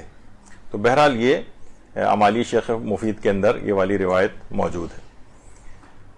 تو یہ بھی پیغمبر اکرم نے جملے ارشاد فرمائے کہ جو شخص مجھ پر ہر روز صبح و شام 10 مرتبہ صلوات پڑھتا ہے تو میں اسے وہ چیز دے دیتا ہوں جس کی اسے ضرورت ہوتی. یعنی آپ کی تمام ضروریات پوری ہوتی رہیں گی، دنیا کی بھی اور آخرت کی بھی، اگر روزانہ صبح و شام کم سے کم 10 دفعہ درود کو اپنے اوپر لازم رکھا جائے. اب ایک چیز ہے جس کا اب وقت نہیں ہے، ویسے تو میرا ارادہ تھا کہ آج اس کو مکمل کروں. ایک چیز ہے، ایک سوال جو انشاءاللہ اگلی جو کلاس ہوگی اس میں ہم اس کو لے کر آئیں گے کہ صلوات زیادہ افضل ہے یا محمد آل محمد کے دشمنوں پر لعن زیادہ افضل ہے؟ یعنی ان پر ہم صلوات بھیجیں، محمد آل محمد علیہ السلام پر اس کی فضیلت زیادہ ہے یا لعن کی فضیلت زیادہ ہے؟ اس میں علماء کے کچھ اقوال ہیں اور کچھ روایات جو پیش کی جاتی ہیں، اس پہ ہم انشاءاللہ جو اگلی نشست ہوگی اس پہ گفتگو کریں گے. آج فقہی مسائل نسبتاً کم رہے، لیکن بہرحال کیونکہ پہلی نشست تھی تو فضائل درود کے اوپر کچھ گفتگو زیادہ رہی اور آپ نے دیکھا کتنے واقعات بھی ایسے آئے جس کے اندر بہت زیادہ درود کی فضیلت پتہ چل رہی ہے.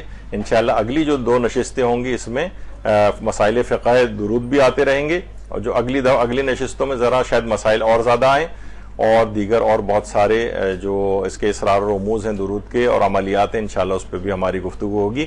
وصلی اللہ علی محمد وآلہ الطیبین الطاہرین.